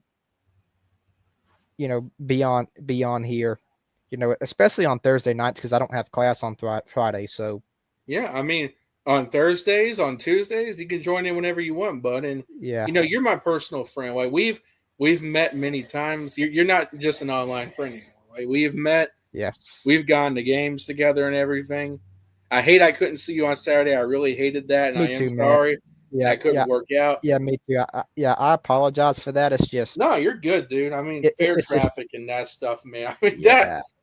you know, I hate getting stuck in traffic. it was a nightmare getting out of there, man. Now It I left at was. like 7 a.m. And that's what you got to do on fair weekends. At least in Yeah. my case, from my experience, I left at the house at like 6:45, and I got there at like 7:20. I sat in front of Gamecock Bar, talked to some really nice Oklahoma fans. OU fans were there pretty early. I mean, there were a lot of Oklahoma fans out there. I talked to a guy for like 30 minutes. First time in Columbia, first time at Williams-Brice. Now, of course, this is Oklahoma's first time at Williams-Brice, so that will be their first times. And really nice fellow, man. The Yeah. OU fans, from my experience at least, were very, very kind Yeah. I actually and got to meet an respect to OU y'all. I fan mean, too. what'd you say? I'm sorry. I actually got to meet an OU fan too because Yeah, yeah, my I got to get a picture with their band actually. yeah, it's pretty cool. Yeah, Yeah, I got yeah, to send you a picture of that. yeah. My dad because we were picking up some friends. They live down near Hilton Head, but they rarely get to go to a Carolina game, and they wanted to go, so we had to pick them up, and they were kind of running behind, so that kind of See what Rooster said. yeah.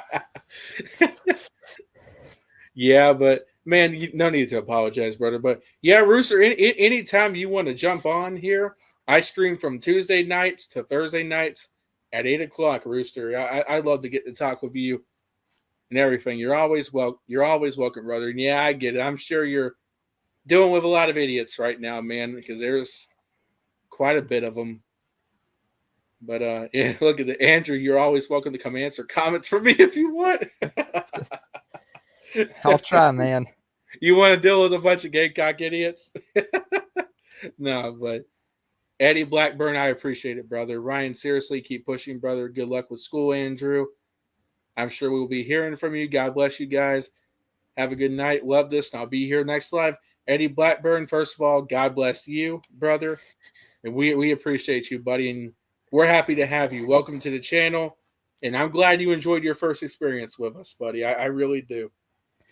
Most of your comments are actually good. Well, that's good. I remember you said you were dealing with a couple of morons, so I didn't know if that's what you were talking about or not. So I got that a little confused. But Andrew, it's been fun, brother. I really appreciate you. And yeah, sometime educate me more on the history because I could use the knowledge actually. Yeah. Oh, I'd love to, man.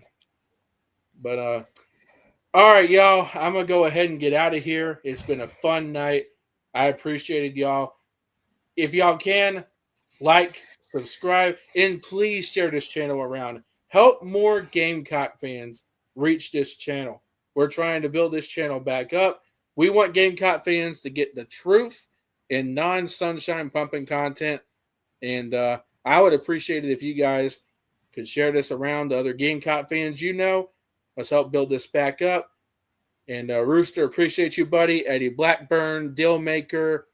Let's see, Hokie for Life, South Carolina fan, 943, and R, and everybody else who's been in here. Gavin Marshall, everybody who's been in here tonight. God bless every single one of you. And we will see you for the next one. Your boy, Cocky Ryan, and my good friend, Andrew the Textbook, the 5-star ball knower, checking out. Go Gamecocks. And remember, Go y'all, Fox. as hard as it gets sometimes, a Gamecock never quits. Spurs up. Y'all have a Spurs blessed up. Have a good one, folks.